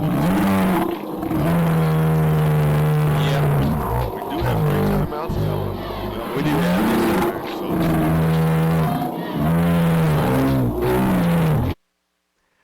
As you can see from our feed at the Watonga Crescent game, Watonga was running the ball and fumbled it. The people watching the game there are going through their instant replay process to try and see if it was actually down or not. We'll come back to see what the official call is.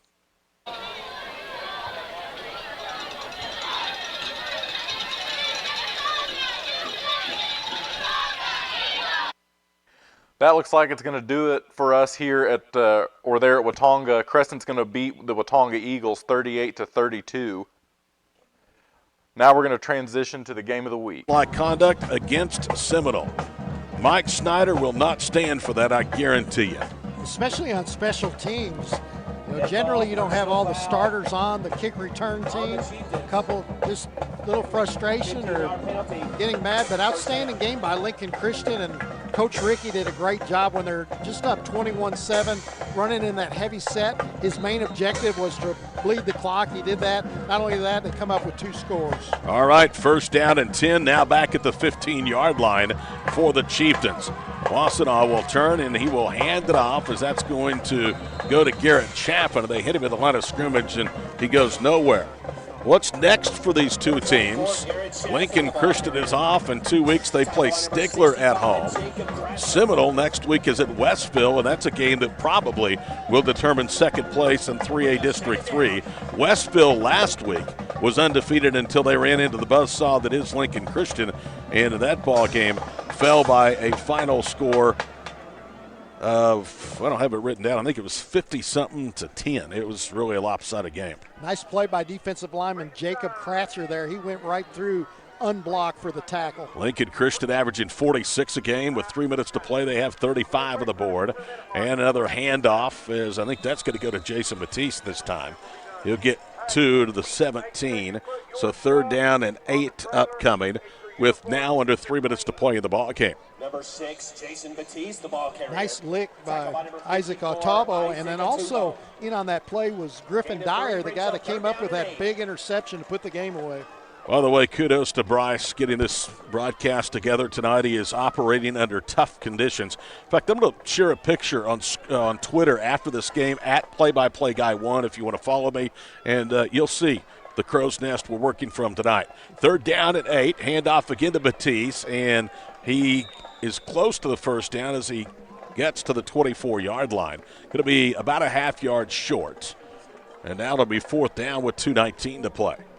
In all honesty, Scott, they have been very, very hospitable here. Mike Schneider, Jerry Rickey, both, and their staffs in helping us prepare for this broadcast, and they have accommodated us the best that they possibly can. Great play, Seminole, great coach, Mike Schneider, going to be on the losing end tonight. But 2 years ago, Schneider became the all-time winningest coach in Oklahoma, breaking Coach Hendrickson from Sealing's record of 366 wins. 4th down, less than a yard. They keep it on the ground, and it's Chaffin that is buried back at the 20-yard line. It was almost as if the Bulldogs were in the Chieftains huddle, and that's the way the game will.